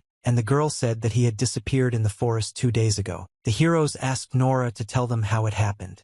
The girl sighed heavily and looked down at the floor. The girl said that to be more precise, everything happened 3 days ago when she and her son were walking through the forest. Nora emphasized that she knew that there had been a number of disappearances in this forest in recent months, so she held John's hand tightly as they walked. Nora kept her eyes on her son and periodically started some conversation with him. Very suddenly, the girl discovered that she could no longer feel her son's hand, although she was definitely holding his hand tightly. Nora discovered that her son John had simply disappeared, as if he had vanished into thin air. The heroes clarified correctly that Elena understood that the child simply disappeared before the girl's eyes. Nora said that they probably heard some kind of sound and then she lost consciousness, and when she woke up her son was no longer there. The heroes asked the girl to reproduce the sound. The girl said that she heard something similar to a loud scream. The scream that Nora described certainly sounded more like a monstrous song according to her. Reina and Cariel conducted the interview in the same format. Reina asked the new witness to introduce himself and recount what had happened while Cariel took notes. The man gave testimony and introduced himself as Mark. He said that when he went into the forest to look for the missing people, he wandered through it all day. Mark unfortunately admitted that he was unable to achieve anything, although he did manage to see something, and he said that he noticed the appearance of a monster. Reina and Cariel looked at each other in horror and stared at Mark, asking him to remember what this monster looked like. Mark looked into the distance and thought before telling. Mark said that the monster he saw had a snake's tail and legs like a chicken. Soon the heroes Reina and Cariel gathered together and summed up what, having compared the collected evidence, they could guess what kind of monster was being discussed. Reina stated that she thought it was a basilisk, but Cariel simultaneously called it a siren. Cariel, meeting his friend's gaze, emphasized that it would be better for her to listen to the guide, but the girl emphasized that he probably wasn't aware, but the Magic Academy had a course on magical creatures. Ram and Akela asked the boys not to quarrel, emphasizing that it was more important to determine how to proceed rather than argue about the monster. The heroes looked at the boys and said that tomorrow they would go into the forest, and for now it was worth resting and such as calm down their argument. The next day Reina woke up and was not at all in shape and even thought that she might be sick and felt like her nose was stuffy. Cariel noted that Reina looked very pale. Reina told the guide that he looked no better than her and suggested that it could be because he was worried about the siren, but he smiled at her and replied that he simply hadn't slept all night. Reina asked why Cariel hadn't slept all night, but he replied that it didn't matter. In fact, he was thinking about the task at hand and ultimately concluded that it was impossible for a human to pull off. Soon the heroes approached Reina and Cariel and immediately decided to remind them of their common goal. The companions were tasked with finding the child and destroying the monster. Now the four of us had to re-enter the forest. Upon entering the forest, the heroes proposed splitting up. Akela and Ram were to go right while Cariel and Reina went left. Cariel felt uneasy and decided to mark the places he'd already passed just in case. He made marks on the trees with his knife. The further the travelers went into the forest, the more anxious they became. The heroes discussed the smell of blood in the air. They didn't decide that they should check the lake first in case Akela could determine its location by smell. After sniffing, Akela determined the direction in which the lake might be, but immediately warned that the distance seemed quite large. Ram stated that in that case he would go ahead himself and check. In an instant Ram simply disappeared and Akela was left alone. Ram had the ability to interact with shadows. With the help of shadows, the hero could quickly move through space. Ram thought that if there really was a lake in the forest there, then there could well have been a siren there. Looking closer, Ram saw a sight that made him curse. The lake in question has almost dried up and only a pit remains. Cariel and Reina continued wandering aimlessly through the forest. Reina, feeling very tired, complained that they'd been wandering forever and still hadn't found anything, to which the guide agreed, but noted that there was still one place they hadn't been. Reina doesn't understand what her friend is talking about, and he replied that they should go upstairs. Cariel spoke of trees where something interesting could also be hidden. Cariel noted that the trees in this forest were so thick that their branches were huge, and sometimes the intertwined branches formed a whole separate level, which is why it was so dark in the forest. Cariel approached one tree and examined its trunk, noticed claw marks, and suggested that the basilisk could have climbed the tree. The question remained who could risk climbing the tree following the monster's tracks and check everything out. Reina couldn't object and had to climb to a height since she could fly with the help of magic. When the girl had already climbed high enough, Cariel shouted at her that she didn't have to climb if she was too scared. Reina told him that everything was fine, but she did feel a bit creepy. Having reached the first thick branches, Reina noted that she saw a gap between them that needed to be examined. Reina grabbed one of the thick branches and tried to pull herself into the hole. The girl climbed in and took a closer look. At first glance, there was nothing interesting about this place. Reina told Cariel that it was unlikely that they could find anything in this place when suddenly she saw some silhouette right in the darkness. Reina became even more scared but decided to take an even closer look. The girl suddenly received a blow that threw her aside. The girl barely managed to grab hold of one of the branches and hung there. She thought for a moment, but nothing would happen to her. Plucking up her courage, Reina decided to count to 3 and enter the cave. The girl was actually very scared, but she started counting. Having counted to 3 as she had promised herself, the girl stood up and found herself in a very dark space. Reina could hardly see anything. She was very surprised. The girl climbed in and crawled forward. This was not the situation she expected. She literally couldn't see anything. Reina's legs were tired, and I see something that seemed to suggest this place was cut off from the rest of the world. She remembered that the Magic Academy had a strict curfew, and she, as a model student, wasn't used to late-night forays. Reina felt very anxious, trying to find the strength to move on. Reina could only see moonlit branches that indicated the forest's edge. This pleased her as it wasn't complete darkness. Reina decided to use a little magic and made herself a flashlight. To avoid being spotted from afar, she decided to make the glow very dim. Reina walked forward, carefully trying to make out at least something in the darkness. Suddenly the girl called herself and heard some noise and a light flow of air. Reina immediately turned around, very worried that it could be a monster. Not finding anyone, the girl continued on her way, but noticed how hard her heart was beating and wondered if it had always been like this. There the girl noticed that her steps sounded very distinct, which she had not noticed before. Reina, tense to the limit, was paying attention to every movement, but she missed one thing. She had completely stopped relying on her sense of smell. Suddenly the girl noticed a very strange odor and began sniffing. The smell was unfamiliar, but after a while it became somewhat familiar. At some point Reina realized that this smell was the smell of decomposition. It seemed to have just hit her. Reina was very surprised that this smell was most likely there initially, but for some reason she did not notice it. Reina thought it might have been her cold, though she didn't really think so. She felt even more afraid. Reina immediately thought that she should leave as quickly as possible. The steps became much heavier. The distance to the exit from this space seemed very great. Reina felt her breath catch. Suddenly the girl heard some strange sound again. The next moment Reina felt as if something had caught on her leg. Reina tried to take a closer look at what was on the floor, but due to the poor lighting it was very difficult for her. Reina managed to understand what the appearance of the object she saw looked like. The girl moved her hand back and forth until the very end, trying to see what was on the floor. Reina knew perfectly well that she had seen this object many times before, but she could not understand what it was. At some point the girl finally realized what her leg had gotten caught on, and she was completely horrified. The girl saw a human head on the floor and barely managed to keep from screaming. Reina tried to close her mouth, but the scream still escaped. Reina crouched down and tried to force herself to move, realizing that she was thus bringing danger upon herself. Reina's heart no longer beat steadily. She was shaking all over with fear. Tears streamed from the girl's eyes and she couldn't do anything about it.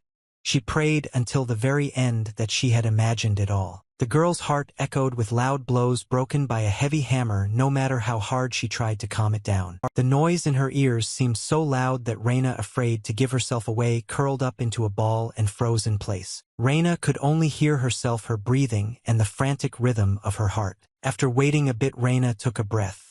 The anxiety still lingered. Relief came to Reina and she was able to move at least a little. Reina rose to her feet thinking that she should leave quickly, but she also found it strange that even when the fear seemed to subside, her heartbeat did not stop thundering. Walking a little further, the girl encountered what she was so afraid of. Reina looked straight into the eyes of the monster, who was at the same time looking at her. Reina looked up where moonlight was shining through the thick tree branches. Reina realized she'd met something's gaze, but she didn't know what it was.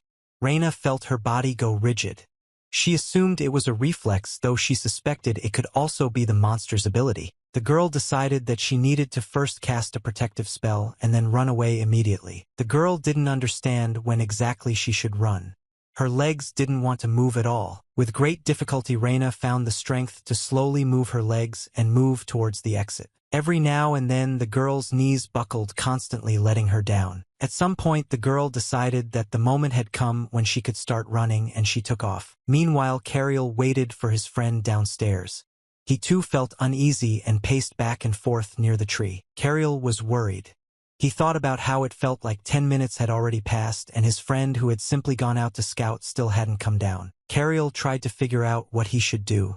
He didn't know if he should wait any longer or go and save his friend. Still, Cariel decided that he should join the heroes and go up together. At the moment when Cariel wanted to go after the heroes, an explosion occurred from the hole in the tree branches where Reina had climbed. Even the heroes, who were quite far away, heard a strange sound similar to the sound of an explosion and decided that they needed to run to the conductor as quickly as possible. Cariel did not immediately understand where the sound was coming from and began to look around. Cariel tried to understand where the explosion came from. Following the sounds of the explosion, another noise was heard, which Cariel also heard. Cariel looked up and saw that Reina was falling from the tree and hurried to catch her. Cariel was very surprised because the girl fell from a completely different place. He said that he would sort it out later. Cariel sped up as fast as he could to catch the girl before she fell to the ground and got badly hurt. Cariel arrived just in time and managed to catch Reina in his arms. Cariel immediately called the girl by name, wanting to make sure she was okay. The girl's face was bloodied and there was a huge wound on her forehead.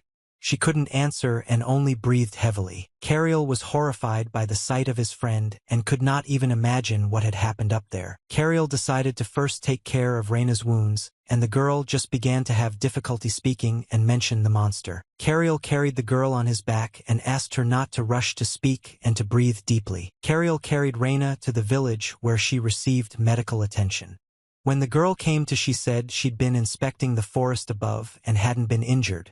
The hero listened to her and asked if she'd encountered the monster. Reina said that a creature grabbed her upstairs, but she managed to create a shield and passed out, and when she came to it was already dragging her somewhere in its teeth. Reina said that she waited for the right moment, pierced the earth beneath her with magic, and escaped. Akela apologized to Reina for asking and asked why the monster hadn't eaten her right away.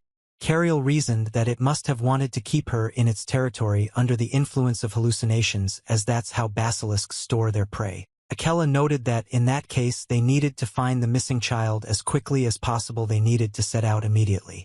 The hero asked if the guide wanted to go with them, and he replied that he would go up and try to find the boy. When Cariel headed for the exit, he heard Reina calling him. The girl looked at her friend and smiling said that he should have returned alive. Cariel smiled at Reina in response. You asked not to worry about it. The guide's main task was to calculate and eliminate all risks in advance.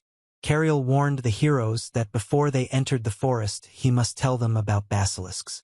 A basilisk's gaze could turn one to stone, but its abilities and methods of combating them varied depending on the legends of its habitat. The basilisk here didn't petrify but hallucinated, and all it took was to avoid its gaze. Furthermore, if the basilisk had snake heads on its tail, it was simply a snake tail.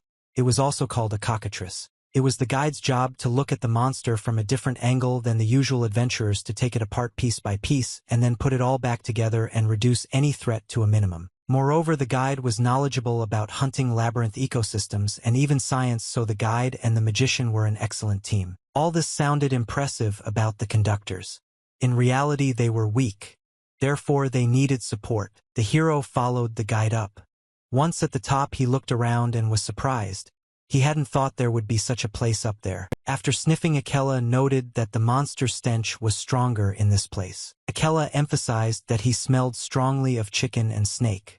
Ram wanted to add something but suddenly stopped. Not only the hero but also Cariel heard something. Everyone quickly realized that it looked like the monster was not alone. Like adventurers, monsters had their own ranks.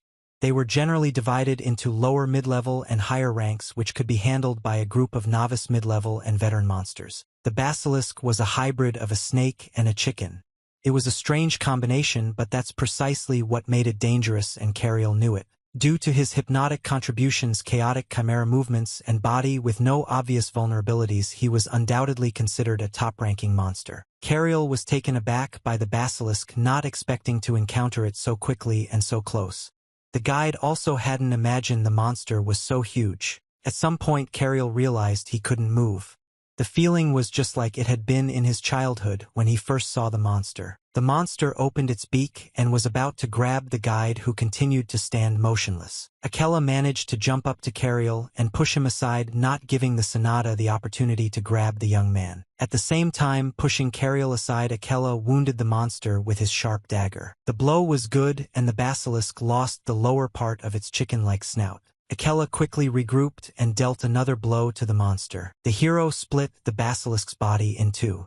It all happened very quickly. Akela turned to Cariel and, after checking if he was okay, declared that he and Ram would take the battle upon themselves. Ram shouted that there were several more monsters on his side. Ram turned to the guide and said that if he and Akela were fighting monsters, then he should have found the child. The guide agreed with Ram's heroic words. He understood that he couldn't drag along at the back and be a burden. Cariel decided that he would first assess the situation and then go in search of the boy. The monsters continued to attack.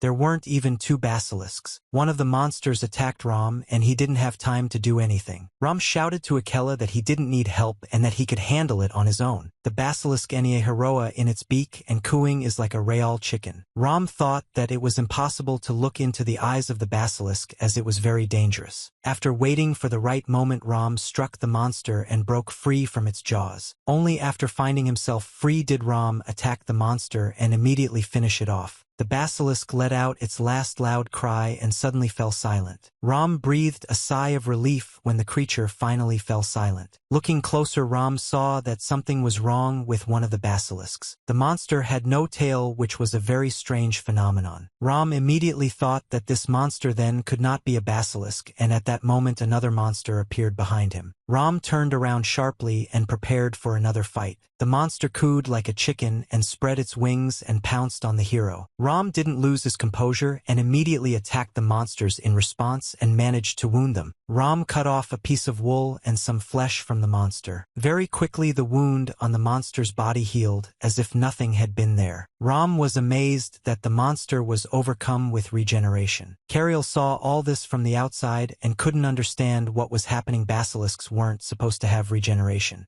Cariel even thought it might have been a hallucination, but he was too far away and saw it anyway. Cariel didn't know what was going on, but she knew one thing: all regenerating creatures had a weakness. He shouted at the heroes to aim straight for the monster's heart. Ram followed this advice and took aim. Ram threw his sword at the monster but hit its wing. However, the hero didn't lose his composure.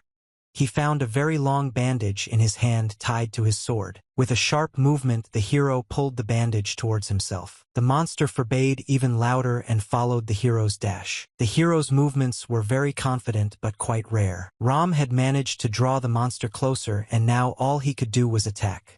The hero leaped high into the air, ready to strike. The heroes gripped the hilt of his sword tightly with both hands and put all his weight on it. The heroes dropped down and plunged their swords straight into the monster's body. The monster squealed loudly and suddenly died away. The monster's blood splattered in all directions. The body of the defeated monster fell to the floor. Akela noted that this was simply an excellent result and added that although it was strange, if they continued to act in the same spirit, they could have successfully killed all the monsters. Suddenly, a loud scream was heard again. The scream was repeated again, but this time it was longer and louder, which confused the heroes. Ram also clearly heard this strange sound that was more like a song. Cariel, of course, also heard these sounds. I couldn't believe my own ears. From the darkness of the table, a huge monster appeared, which was several times larger than the previous ones. Both heroes stepped back, shocked by what they saw. A girl of enormous size stood before them. She had arms and legs like a normal person, but also two enormous wings in which she could easily hide. The monster woman looked straight at the heroes. Her eyes were mesmerizing. The hero Akela froze right on the spot and looked at this woman. The hero noted to himself that his body did not want to obey him at all. The heroes decided to get out of here as quickly as possible, but it was too difficult. The heroes were bewitched by the charms of the monster woman, and just leaving was quite a task. Even the basilisk fell under the spell and also became stuck in place. Cariel cursed everything that was happening. He couldn't understand how such a creature could have appeared in this place. He didn't even understand how such a spell was even possible. Cariel was horrified by what was happening around him. He heard again the terrible song the villagers had been talking about. Cariel couldn't understand how a siren that was supposed to live in water could have ended up at such a height among the trees. Cariel felt his mind contemplating it, but he couldn't stop it. He tried to hold on, but his vision was swimming. Gathering his strength, the conductor covered his ears, so as not to listen to the terrible singing of the siren. Cariel tried to come to his senses. He tried not to succumb to this spell. The guide understood that it was impossible to stop in this place because it meant death. At some point, the guide realized he had overcome the spell. He looked at his hands and discovered that his eardrums had burst. Cariel decided that damaging his eardrums was nothing compared to the fact that he could die by succumbing to the spell. Cariel decided that he could cure his ears at any moment, but now he had to take care of saving himself and the heroes. The heroes also tried to cope with the terrible singing. One of them even managed to regain his mobility. Without wasting any time, Akela began to walk towards one of the basilisks that stood nearby while he was enchanted by the siren's singing. The hero looked straight into the monster's mouth, which looked simply disgusting, and soon it turned out that the hero was still bewitched and was probably heading towards death. The hero stood in such a way that his head ended up right in the basilisk's mouth. The basilisk's mouth could snap shut at any moment, but the hero didn't even understand where he was. The monster snapped its beak sharply, but Cariel had already made it and pushed the hero to the ground. Cariel asked the hero if he was okay, but all he responded with was a cough. The hero's eyes looked wild. He immediately began to rise to his feet. The hero felt solid ground under his feet and came to his senses. Akela, grabbing the guide, noted that they first needed to get out of here.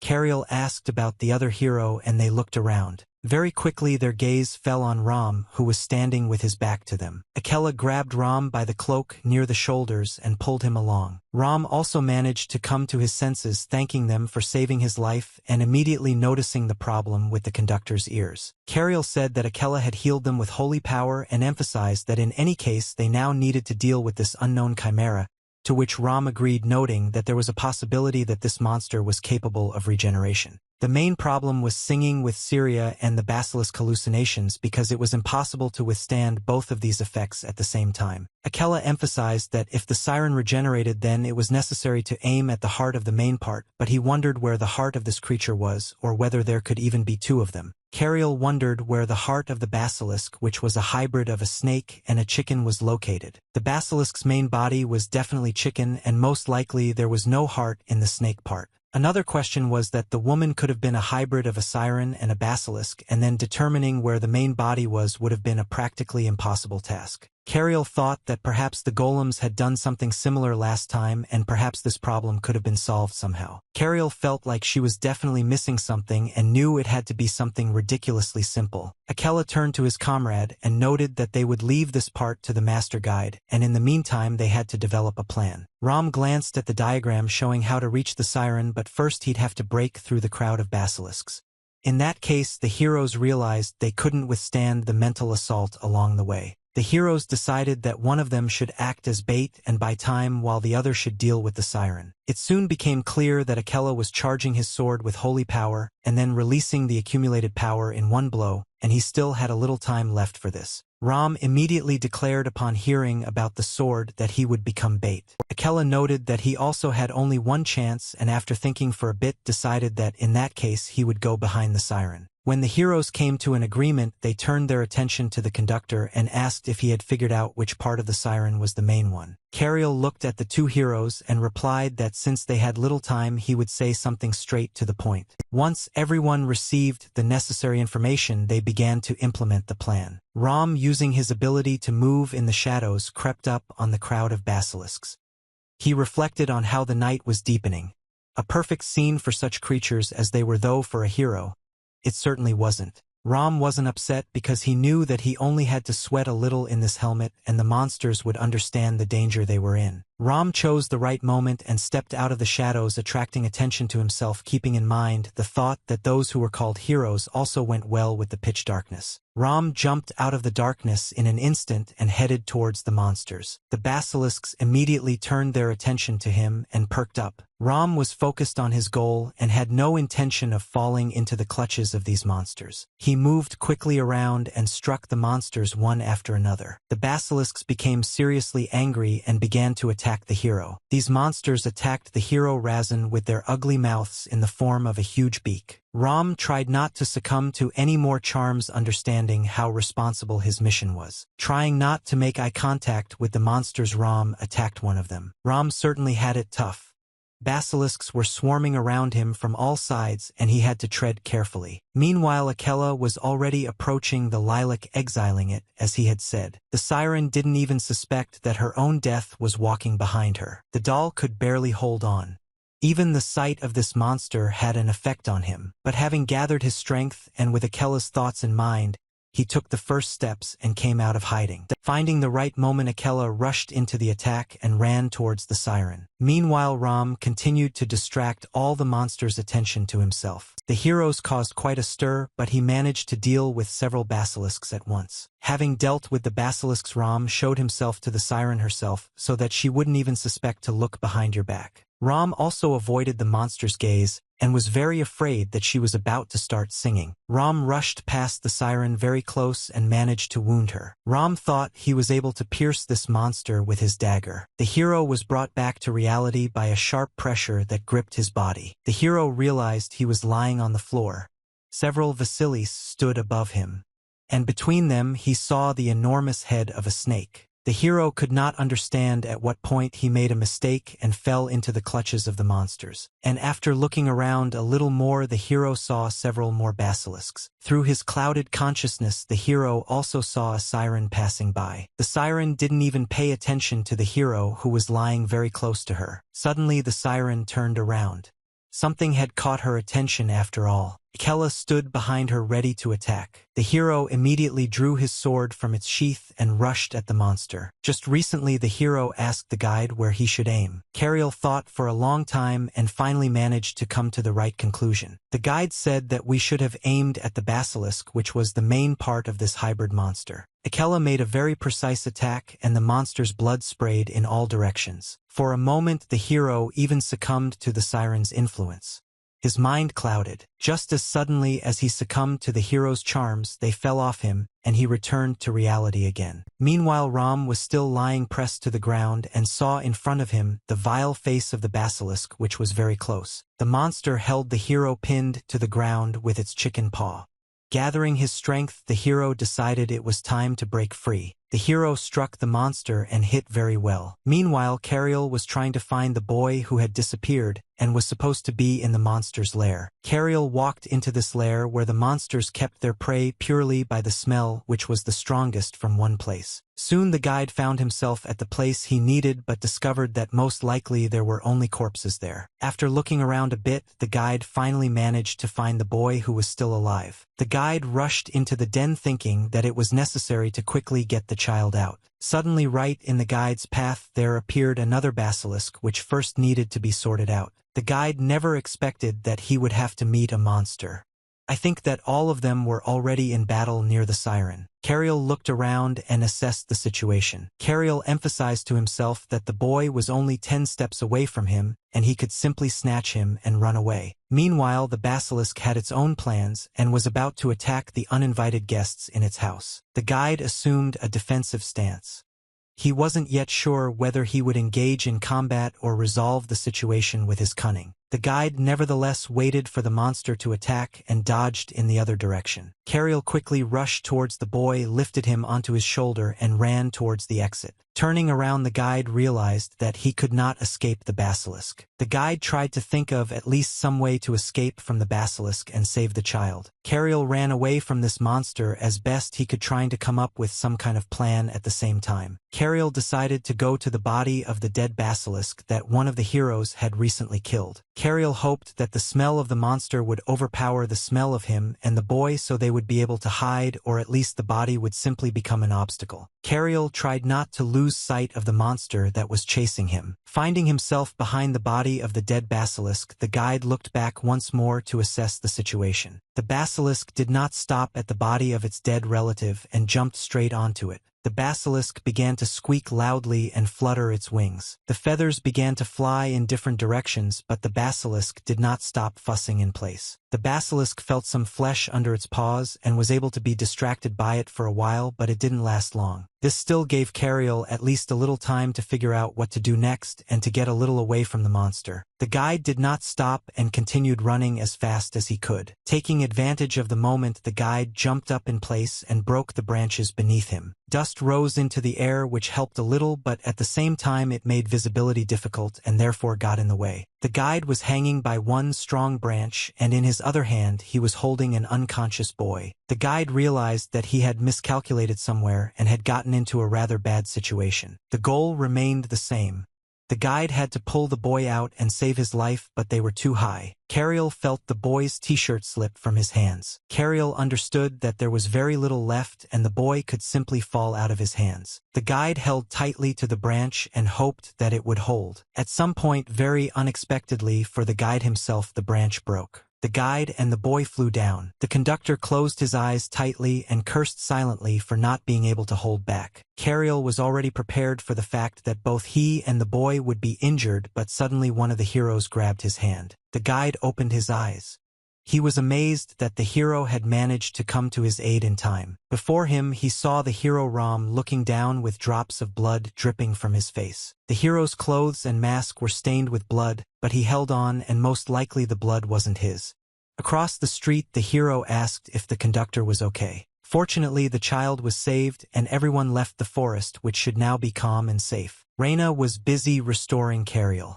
The girl returned to his room, examined him, and was surprised as she had cast a spell on him before leaving. According to Reina's calculations, Cariel should have woken up by now, but he was still fast asleep. Hero Ram stood behind the door in the corridor and thought about something. Nora approached the heroes. The girl was smiling broadly. The girl informed the hero that her village had prepared treats and gifts as a token of their gratitude, and that they would like to see heroes and adventurers at their celebration. Nora looked at the hero a little horrified and asked why everything around him was getting dark, but he asked the girl not to worry, explaining that it was some kind of chronic illness. Nora asked if she could then count on the hero coming and emphasized that he was obliged to take his friend the guide, to which the hero agreed and promised to come. As soon as the girl left, the hero breathed a sigh of relief but suddenly heard his name. Ram glanced around and saw Akela standing nearby, complaining that he wasn't being listened to. Ram apologized, explaining that he'd simply lost in thought for a moment, and wondered if the results of the monster remains analysis were ready yet. Akela replied that everything was already ready and, hesitating a little, asked if they could talk. Ram tensed up. I couldn't even imagine what the conversation might be about. Akela took his friend outside, and there Ram impatiently asked what the matter was. Akela said that the conversation will be about the experience of the incident that occurred, and what is more important is about the future. Akela said that for this he investigated the golem's attack on people, and it turned out that their cores were desecrated, which is why they went wild. And this time they had a strange case with a hybrid of two different creatures. The hero emphasized that, judging by their investigation, the place where the siren and the basilisk merged was not so simple. Before announcing the results, Akela recalled the item that had defiled the golems. Ram quickly realized that the same organization was behind both cases, and Akela emphasized that the likelihood of this was extremely high. Akela stated that he still wanted to talk about the main thing, namely the connection between the Demon King and the Holy Sword. Through a prophecy or sign such as black clouds covering the sky, one could learn of the coming appearance of the Demon King. At the same time, the Holy Sword also revealed its location to the world through prophecy. Thus, as the hero emphasized, they were inextricably linked. It was an imprecise science, but the Demon King and the Holy Sword appeared roughly once every 100 years, and it was an unbreakable law. A promise kept for centuries. Everything went according to the rules until a single precedent was created, that is, until the hero Persian killed two demon kings. Persian defeated the first demon king 30 years ago, and the second only 10 years ago, and something must have happened in between. Akela emphasized that he was not yet a hero at that time, and did not know the details, to which Ram asked whether his comrade claimed that the law was broken by the hero Persian, also noting that he was just another demon king who appeared outside the cycle. Akela noted that it was Persian's innocence, but simply after two victories over the Demon King, what they considered the law lost all meaning, and now it would not be strange if the Demon King or the Holy Sword appeared even tomorrow. Ram asked if everything Akela said was just guesswork, and that you agreed with him, emphasizing that he had no evidence. Ram looked at his comrade and asked what he was getting at. Akela replied that frankly he himself didn't really understand what was going on, but he was certain of one thing. Akela emphasized that the upcoming mission to return the Holy Sword would definitely not be like all the previous ones. At the same time, in the royal palace of Binart, a certain man in a cloak came out onto the balcony. The man in the cloak stood in the shadows and looked out the window, surveying the surroundings. A young man came in to him, and calling the man in the cloak a hero, told him that everything was ready. That man in the cloak was the previous Holy Sword hero Persian. Mr. Ram walked down the corridor, thinking about what the hero Akela had told him. In the corridor, the hero met the guide, and was very glad that he had already woken up, and asked how the young man was feeling. Cariel laughed, noting that Ram and Akela, like heroes, had done a lot of hard work while he was just getting in the way.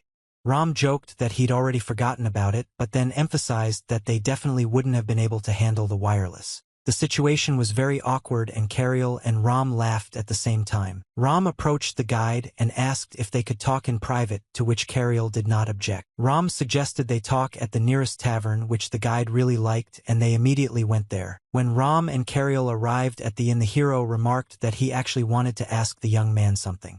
Cariel inquired what question the hero had prepared for him. Ram replied that it was purely out of curiosity, that he wanted to know why they had to aim specifically at the basilisk when they started that siren. Cariel remembered that he was in such a hurry that he didn't have time to explain it to the heroes and noted that if you think about it, the riddle was simple. The guide explained that the chimera's main body was considered to be the part responsible for life, but the siren breathed through gills and could not possibly be the main body in a forest where there was not a single lake. Ram noted that if you think about it, it really wasn't that difficult to understand, to which the guide replied that they were all lucky that his guess turned out to be correct. The guide thought for a moment and also asked if he could ask the hero one question, and having received a positive answer, he recalled the situation when Ram dealt with the robbers, and while Mr. Akela was talking to the people, he went into the carriage. Cariel emphasized that at first he thought the hero was simply embarrassed.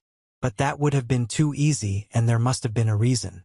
The guide also noted that if the question had been particularly difficult, he wouldn't have pressed the issue. Ram recalled their first meeting, and Cariel clarified whether they were talking about the situation he was talking about. Cariel believed that when they encountered robbers in the forest with the cart, it could be considered the first meeting with Ram. Ram confirmed this and noted that the guide was probably quite surprised because everything happened so suddenly, and the young man agreed with this. Cariel, you said that many admired heroes and worshipped them, but people didn't know what was really hidden under their helmets. Ram said that after becoming a hero, all he did to save people was kill monsters and kill robbers and even kill other people. His life's purpose became murder, and for a long time he paid no attention to anything else. At one point, a thought suddenly occurred to the hero.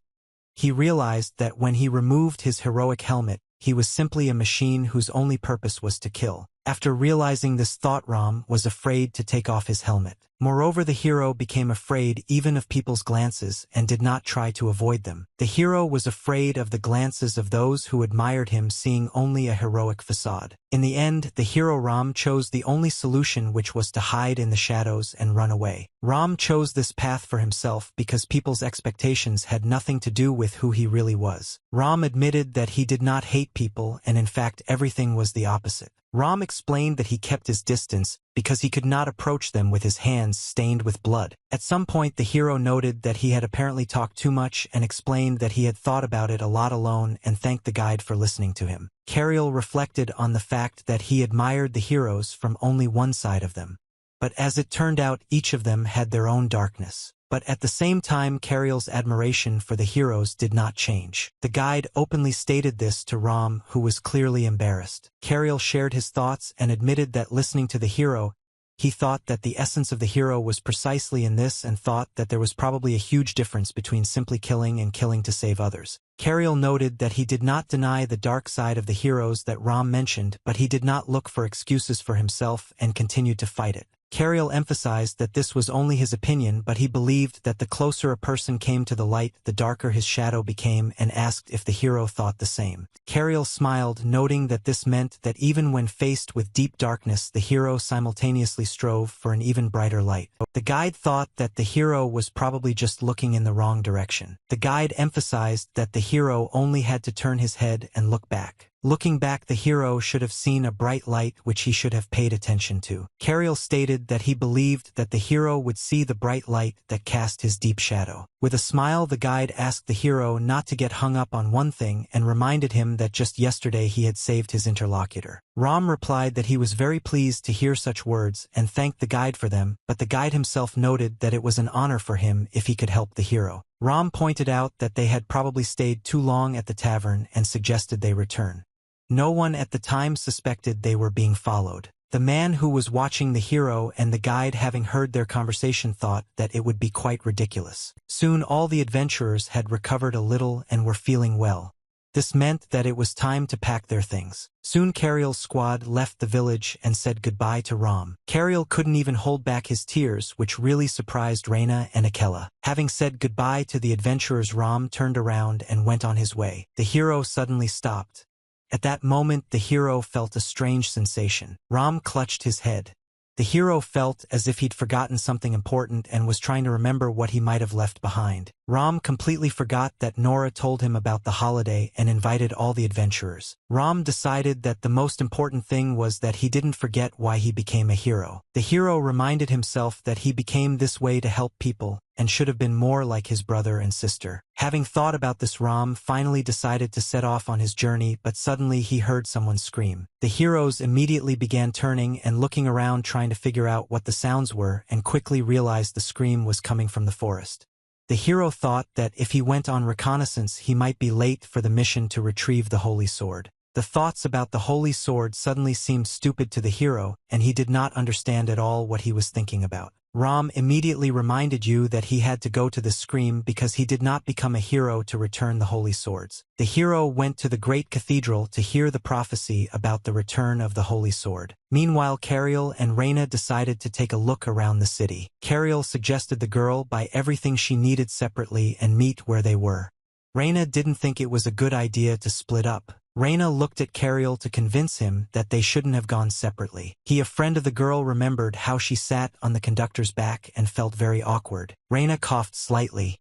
For some reason the girl felt ashamed and even blushed. Plucking up her courage, Reina asked Cariel if he wouldn't mind going along. Turning around, Reina discovered that the guide had already approached some shop and was asking for magazines related to the heroes. Reina laughed at the fact that the guide pretended not to hear about marriage but immediately made an interested face about heroes. The salesman in the shop showed the conductor some magazines in which he could find what he wanted. I bought one of Cariel's magazines. I immediately read a few headlines and learned that the hero Persian had passed on his holy sword to his disciple Asani quite a while ago. Soon I came across information about the holy sword's return. The prophecy of the holy swords was divided into two parts. The first prophecy announced the appearance of the holy sword, and the second prophecy indicated where exactly this would happen. The heroes received the second prophecy at nearby cathedrals and traveled to the appropriate locations. Once the hero found the holy sword and returned it to the crown, the operation was considered complete. Cariel was so engrossed in reading about the return of the ball that he didn't notice how a man appeared behind him. Meanwhile, Ram went into the forest to help the people who were screaming. He went quite far but still saw no trace of the monsters. At some point the hero thought that he needed to return soon. He didn't even find out what the matter was. The hero himself did not understand how it happened, but someone grabbed him tightly by the neck and threw him down. Ram didn't understand what he was supposed to do with it. He saw some kind of huge monster in front of him, but for some reason he said that he was not like that. The hero could not understand what kind of creature he had encountered in the forest thicket, because its appearance and behavior seemed completely alien and frightening. Ram tried to free himself from the creature's grip and hit him on the arm. The creature released the hero from its hands, and he breathed a sigh of relief that he remained unharmed, since there was a high probability that his throat would be torn out. Taking a closer look, the hero realized what was going on. This was another problem on par with that mysterious group. It was the Blood Knight. The knight hissed the hero's name as if he had known him for a very long time, and I emphasized that their meeting was something very good. The bloody knight immediately jumped up and went on the attack. The knight was simply enormous in size, and even one blow from him could smash such a strong man as the hero into a wall and leave him in nothing but a wet spot. The hero tried to defend himself as best he could and tried to figure out how to resist such a creature. Ram was very surprised that he had to meet this creature at all. The Blood Knight attacked the hero incessantly, although he managed to dodge at least a little. Ram was genuinely surprised that he had to encounter such a creature at all, because even in his darkest thoughts, he had never expected to meet him in person. Even dodging the Blood Knight's attacks wasn't that easy because he was simply huge. Ram realized that he would not be able to defeat the knight so easily, and he resorted to his ability to dissolve into the shadows. The Bloody Knight immediately noted that the hero fully justified his nickname Shadow because his abilities really allowed him to disappear and become almost elusive. The knight appreciated with some respect that the hero used techniques and tricks that were well suited to his own level of strength and cunning, making the fight more interesting. Ram had only heard the name of the Blood Knight but knew nothing about him except that he hunted heroes. The knight looked at the hero who was hiding in the tree and asked if he was going to escape. Ram understood that for now all he could do was keep his distance and look for a gap in the Blood Knight's defense. The Bloody Knight noted that the hero's thoughts would be his undoing, but after some time he stated that fortunately this did not seem to be the case. The knight moved exclusively along the branches of the trees, not daring to go down. At the heights, the heroes were safer than below. Moving almost silently along the top, the hero managed to get around the Bloody Knight from the other side and try to attack him from behind. The Blood Knight didn't expect this. He felt a pain in his chest, and the Blood Knight cringed and wheezed. His chest felt like it was being torn apart and something was about to emerge from there. The Blood Knight leveled up, and it seemed his strength had increased many times over. Everything around the Bloody Knight trembled. The veins on his body stood out and he even seemed to grow much larger. Ram didn't understand what was happening at all and tried to stay away from the Bloody Knight. The Blood Knight's armor transformed and released a wave of energy. The hero wondered if this was a technique based on explosive blood circulation. The hero understood that if he waited from afar, he would expose himself to attack and resigned himself to the fact that a head-on collision was unavoidable. The Bloody Knight turned to the hero and declared that his pathetic tricks would no longer work and he should not think that it would end if he simply ran away because others would take his place. Ram came down to the ground and told the Blood Knight that he shouldn't have worried about him escaping. The hero stated that just a couple of hours ago he decided that he would no longer hide in corners. The knight laughed, noting that he hadn't expected much from the hero. He suggested that the hero in that case become a trophy so that he would have something to brag about. Meanwhile, Cariel was also having an interesting time in the city. A strange man approached him and asked if he liked heroes. Cariel admitted that he liked the hero and laughed, and then asked if it wasn't more difficult to find those who didn't like heroes, and the man replied that he didn't really like heroes. Cariel wondered if the man had a reason why he didn't like heroes. The man was wearing a hood hiding his face. After a moment's thought, the man replied that reality was different from his expectations. Cariel admitted that he didn't quite understand what the man was telling him and laughed awkwardly. The man asked Cariel to let him ask a question and asked him to look in a specific direction. The man drew the conductor's attention to the children playing on the street, and at first glance they were playing together. The man also drew his attention to a child in beautiful clothes who was probably from a good family, a general favorite, and was the center of attention. The hooded man also noticed the child, who stood in dirty rags, was thin as a sliver and kept to himself. The man asked the guide to imagine a situation where he could only save one of them and asked whom the guide would save. This question caught Cariel off guard. Cariel thought seriously about the answer to the question asked of him, so that the answer would reflect his thoughts as accurately as possible. Cariel thought for a moment and replied that he had definitely saved both children. The hooded man didn't speak right away. After thinking for a moment, the man in the hood laughed slightly and admitted that this was exactly the answer he was expecting. According to the stranger, most of those who learned about heroes only from fairy tales spoke exactly as if people were capable of saving the world with words. The stranger emphasized that hero stories were always bright ones in which everyone was saved and everyone was happy. Cariel agreed, noting that this was why many people liked them, but the stranger argued that reality was different, and those who couldn't be saved were simply not mentioned in these stories, which is why they ended up being bright. The stranger said that ultimately, if man couldn't save everyone, then, when the moment of choice came, everything was already predetermined.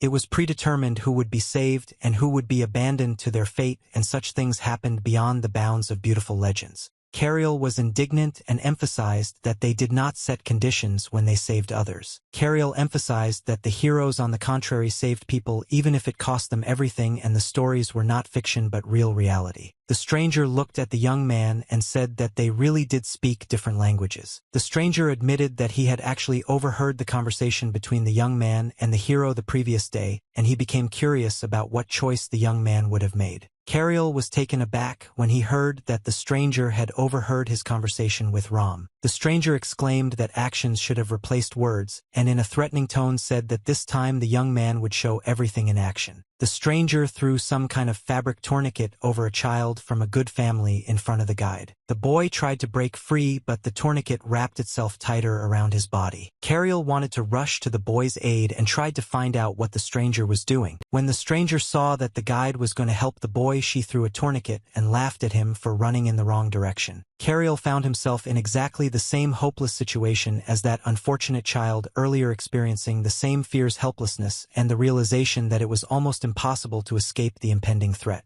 Cariel was unable to cope with the enemy that had fallen upon him, and the stranger, taking advantage of his weakness and confusion, was able to effortlessly knock him to the ground and completely deprive him of the ability to resist. People on the street nearby watched what was happening in horror, not daring to intervene but fully aware that the situation was extremely dangerous. The stranger forced Cariel to look at the children who were suspended in the air, and forced him to choose who to save and who to leave to die. The stranger asked if they would now speak with the guide for real, and if he felt even a drop of the reality that they were telling him about. Cariel hissed that the stranger was the last creature if he could do such a thing. Reina was nearby and noting that it was a bad choice to save only one child declared that she would save both. Right under the stranger's feet the earth began to heat up. Reina cried out that she never thought she would ever say something like that, but in her opinion the stranger's idiocy was infectious. Reina accumulated energy and soon an explosion occurred under the stranger's feet.